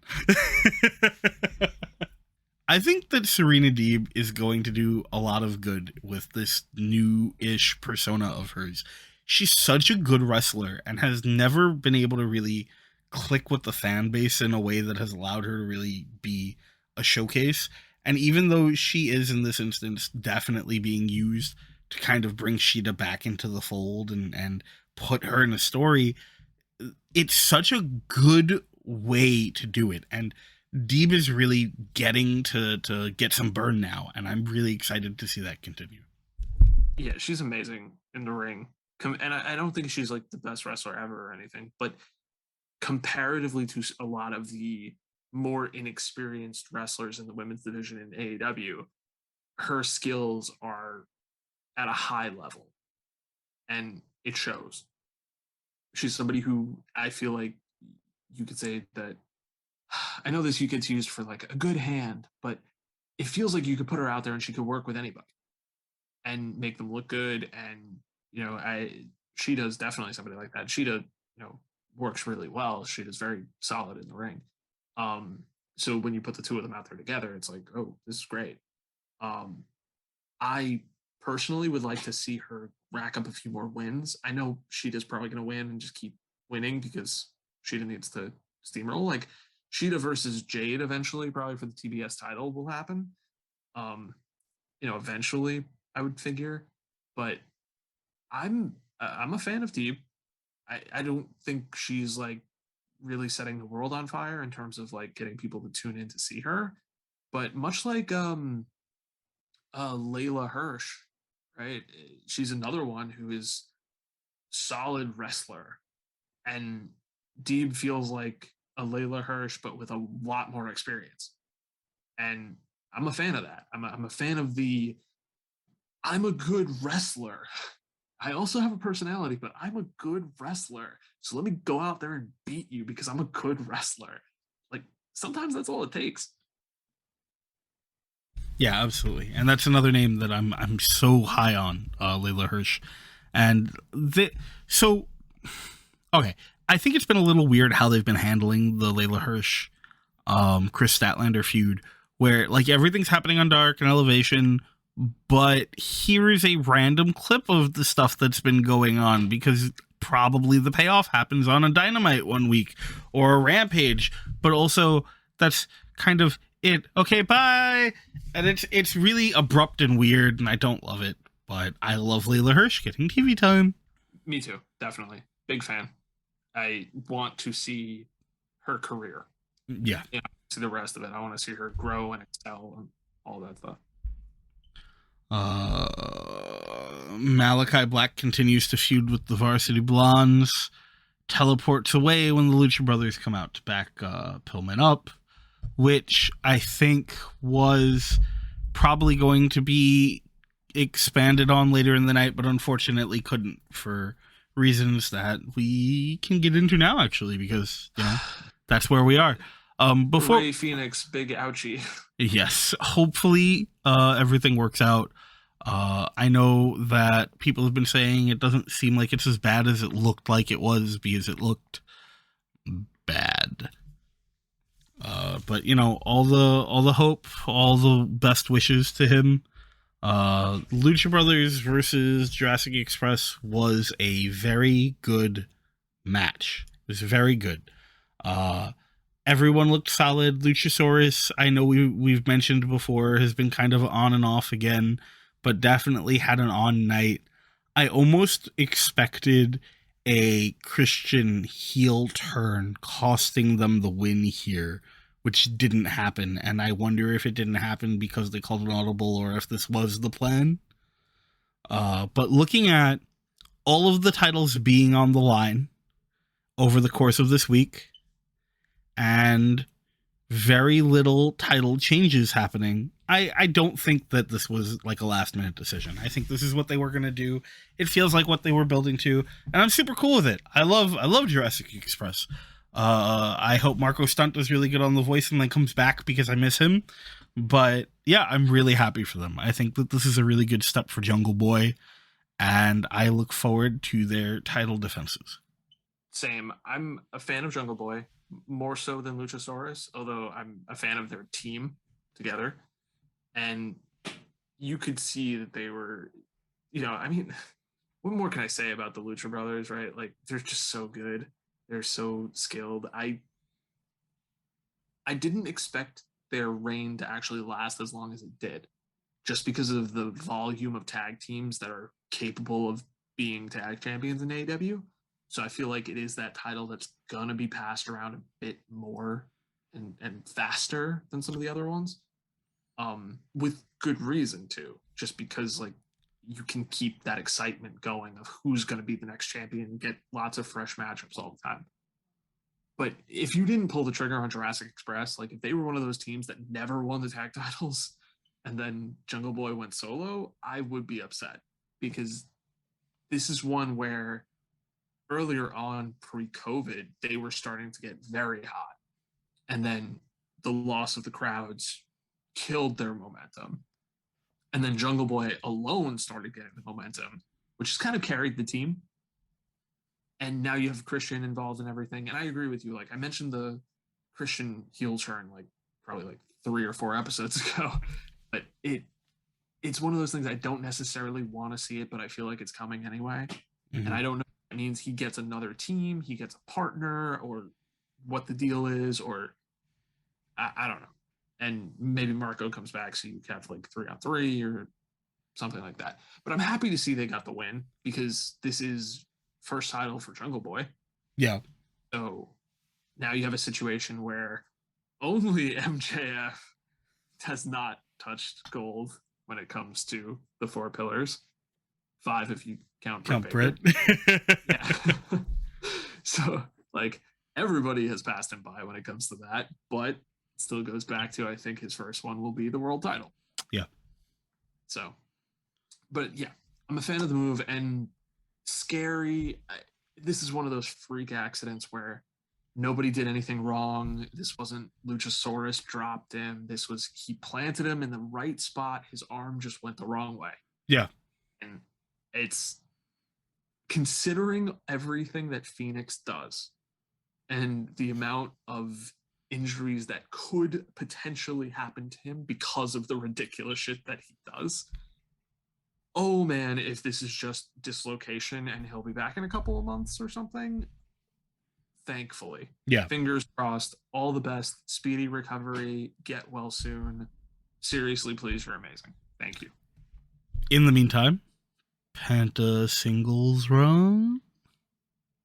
Yes, please, 100%. I will take him even just for the TNT title. Yes. Which we'll get to that. As much as I'd like to jump to that, there are other things worth discussing. Very briefly for Rampage, right? Oh, actually, because that match was on Battle of the Belts, right? Yeah, we have Rampage. My bad. Yes. So Rampage, one, very excited seeing Jake Atlas. Big fan of his. What? Because he's hurt already. Oh, right. God damn it. Okay, he said it wasn't bad, though. Yes. Props to Cole for immediately switching to the finish. Oh, man. Yeah. Not look good. Didn't matter. Yeah. Yeah. So it was one of those things where, like, you could tell immediately that something was very wrong, and Adam Cole made a very smart move. He was very careful and very gentle with him, and is like, here's your opportunity. Let's be done. I can't hook your leg because, you know, you're holding your knee, obviously. I can't put you in a different submission because you can't really move. We can't do another move or two. Fuck it, we're just gonna do this, which is terrifying. Because you see so many instances of like a talent getting hurt and then being like, okay, I'm hurt, let's wrap the match. Where this was just boom, it happened, and now it's like, oh, no, I'm done. I need a way out of this because I'm just done. Yeah, and you see it, like, unfortunately, we've seen it happen enough all over the place where, like, you have to call an audible really quickly because something bad happens. And this is one where it's like, you know, he hooks a knee bar where he's nowhere close to his knee, and it's just like, okay, cool. He's hurt. Get him out of here. We're done. The match was about to go home anyway. You know, you have to believe he was going to hit the Panama Sunrise and just win. So, yeah. Okay, fine. They had a very good match up to that. Yes, they did. And props to commentary props to commentary for also handling that really well. They immediately recognized what was happening and were able to sell the finish that Cole called and just make it work. Yes, exactly. 100%. And again, hope everything's okay, but I'll repeat everything I just said about Rey Fenix for Jake Atlas. Hope you're okay. Speedy recovery. All the best to you. Get well soon. You're capable of doing great things. Clearly, we'd like to see more of them. Yeah, cannot wait to see more Jake Atlas. Okay, so no rules, no DQ, no holds barred. This will... Oh, wait. No, we had one first. No. I'm sorry. You know what? You're right. We had the true ace of AEW in action. You're right. Send Hook. Okay, so two things. One has nothing to do with Hook, and then the other one is all about Hook to make up for the first one. So we talked about William Regal, and I'm going to bring him up one more time. There is a place in my brain where I have fantasy booked William Regal coming to AEW, looking at QT Marshall and going, you're fucking horrible at this. Goodbye. And just taking over the factory. So now you've got William Regal training the like rookie guys coming in, introducing them, and like having them actually be relevant. Okay, my joke was I had two different jokes that I was trying to put together. And one was he was going to manage 3 women simultaneously in the women's division just because I found 2 of them that had H in their name, so it was going to be Triple H. And the other joke was going to be that he just takes over managing 2.0, and he was like, this is my 2.0. I just want him to unceremoniously just walk out while QT Marshall's cutting a promo, do that scathing look that he does so well, takes the microphone and is just like, get out.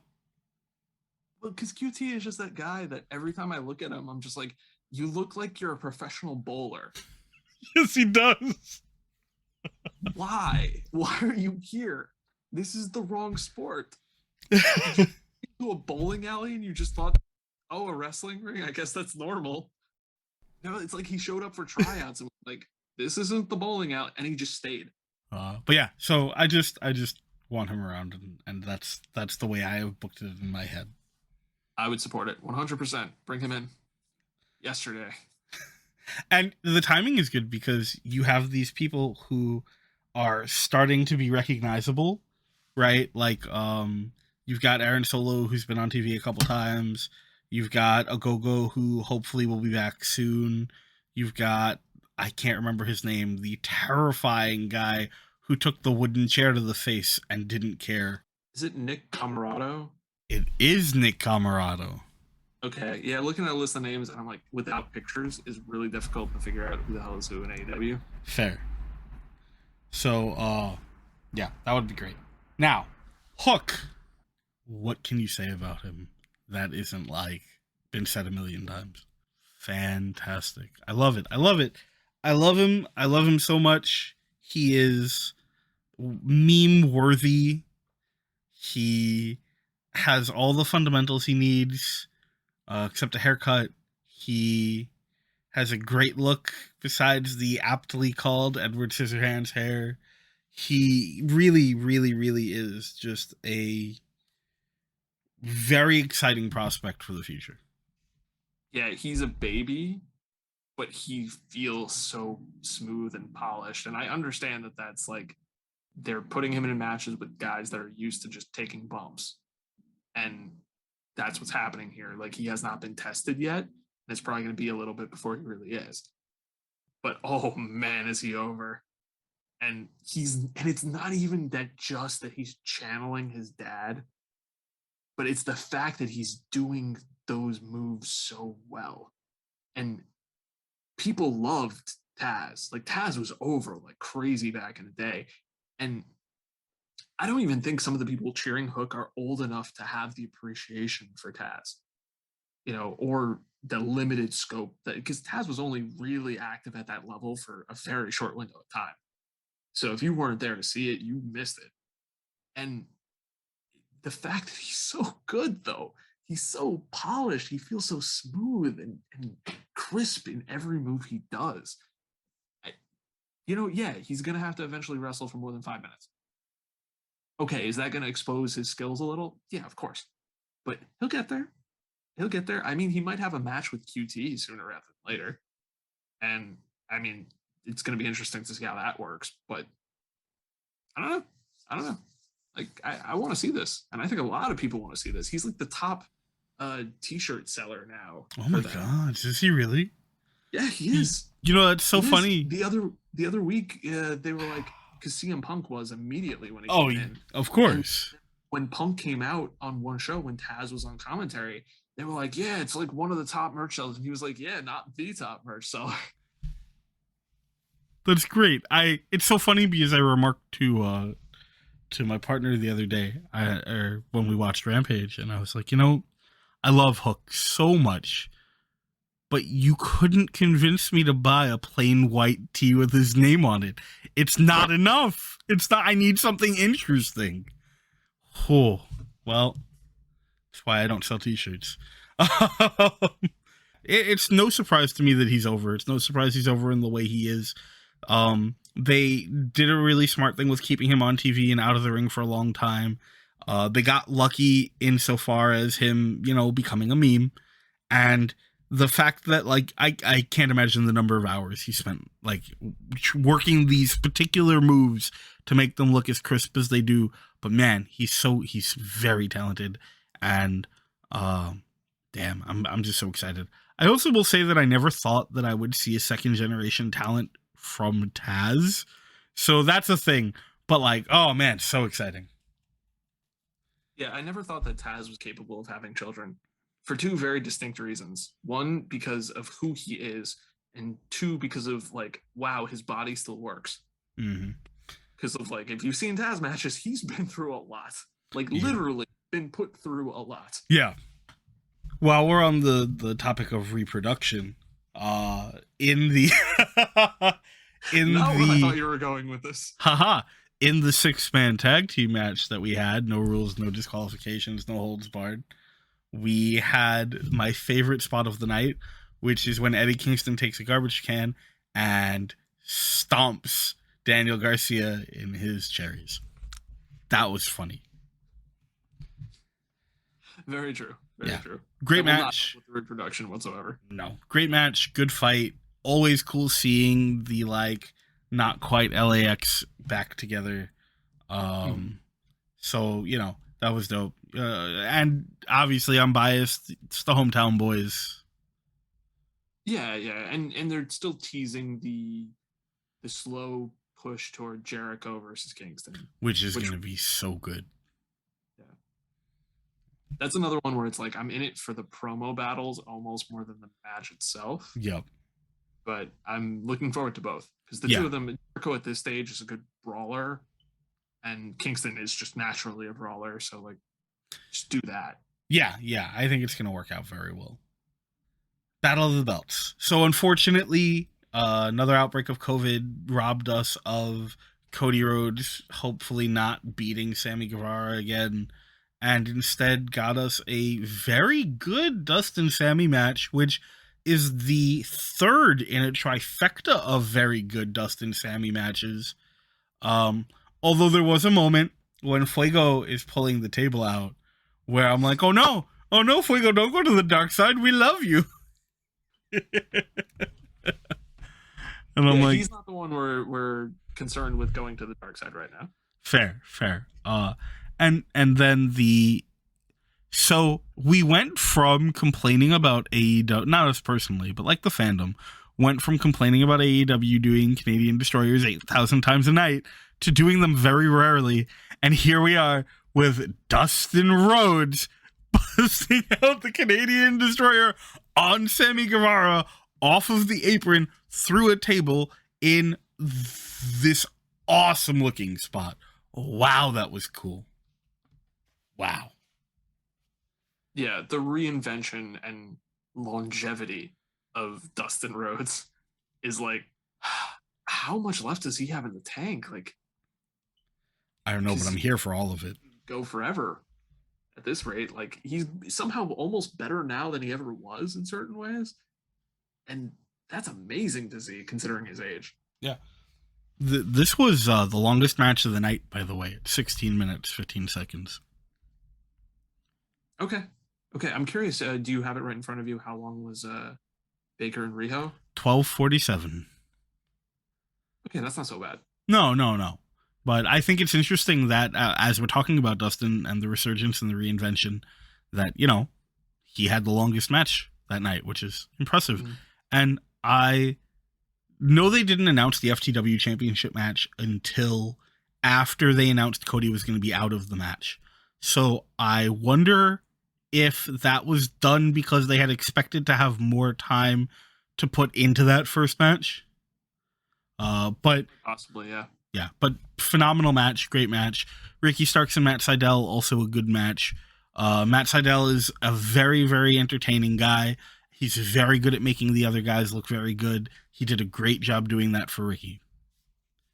And it's good that Starks is back out there. Because I'm guessing this means he's mostly healthy. That's the hope, yeah. Yeah, because I know, like, his last matches, I think, were, like, you know, going back, like, a while. And then the Battle Royal and stuff, like, it's a lot of smoke and mirrors of, like, he's not doing too much heavy lifting. So yeah, this is the first time that he's, like, really out there having a full match in a while. And I'm hoping this means, like, he's 100% or as close to it as he can be. Yeah, fingers crossed. He's a very good talent. He's phenomenal on the mic, which has helped a lot with keeping him relevant while he hasn't been able to do that. But it was an absolute pleasure to see him back in the ring. And then Dr. Britt Baker, DMD, versus her white whale. Yep.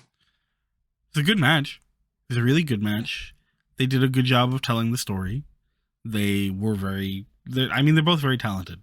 Riho, I think, in my opinion, at least, has come a long way from her beginnings in AEW. And, like, not taking away the fact that she's been training for most of her life.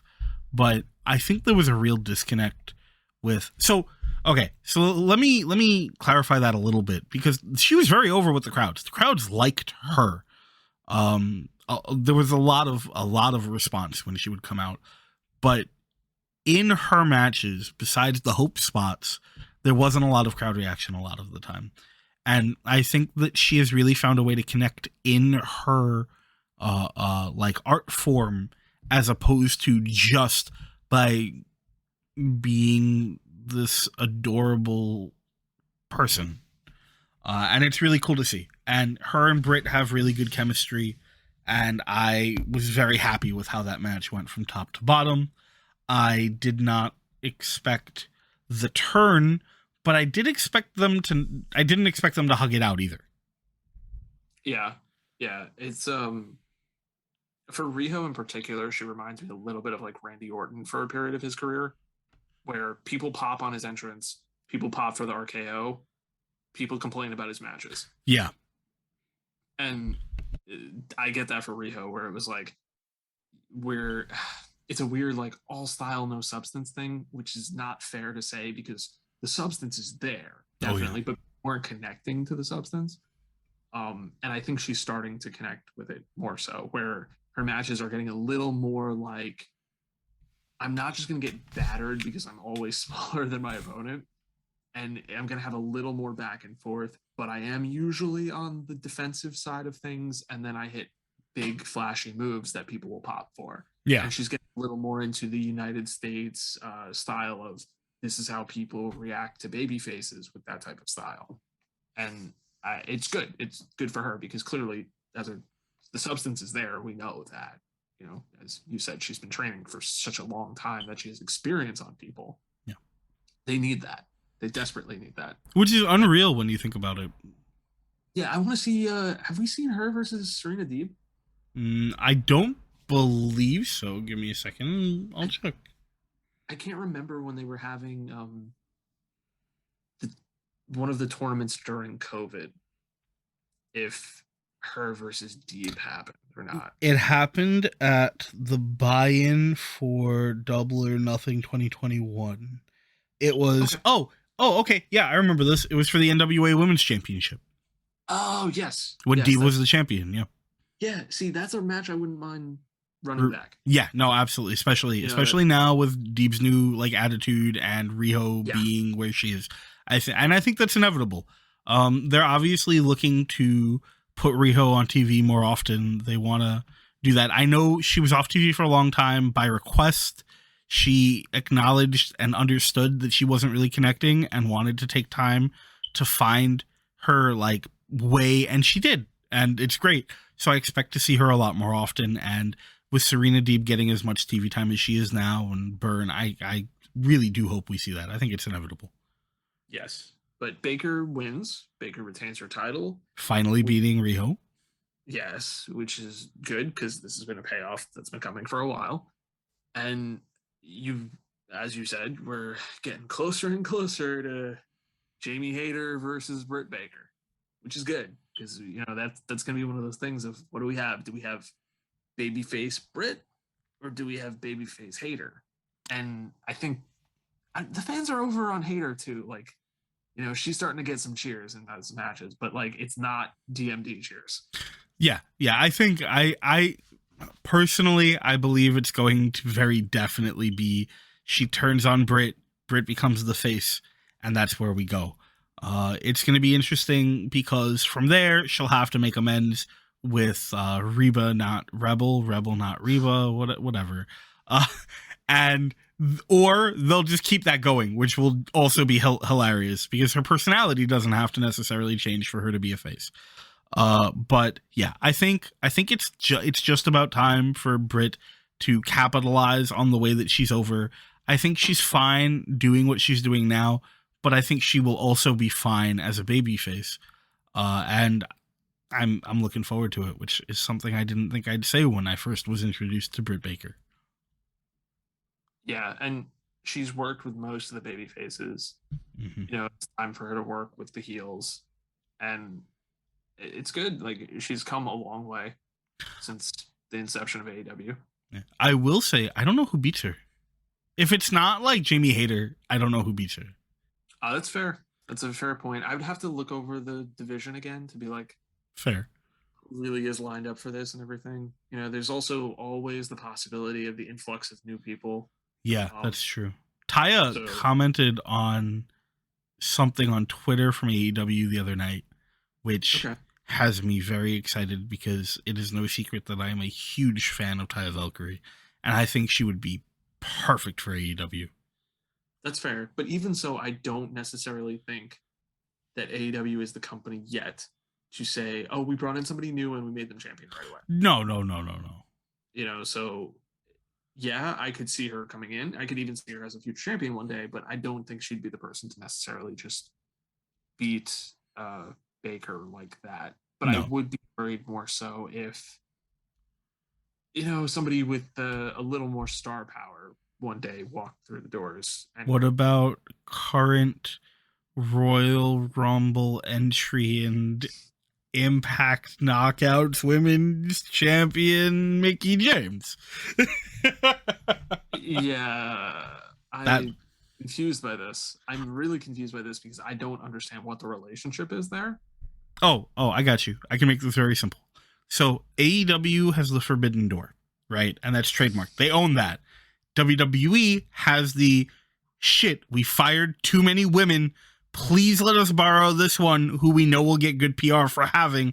We'll even acknowledge your championship because you literally are the company on television right now that is the least threat to us. And maybe we'll put you in the shithouse with Tony Khan. Door. Yeah, That's my take on it.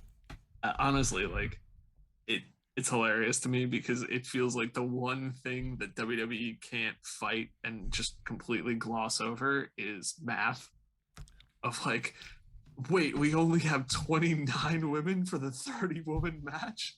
What do we do? And we can't bring up, it's a lot harder now to bring women up from NXT if NXT is the farm division because you can't present them as these legitimate threats, really. Yeah. Even though we're still probably getting like Raquel Gonzalez or something coming up and being in the match. Maybe even Mandy Rose, I don't know. But well, we know how they like to treat the NXT champions on the main roster.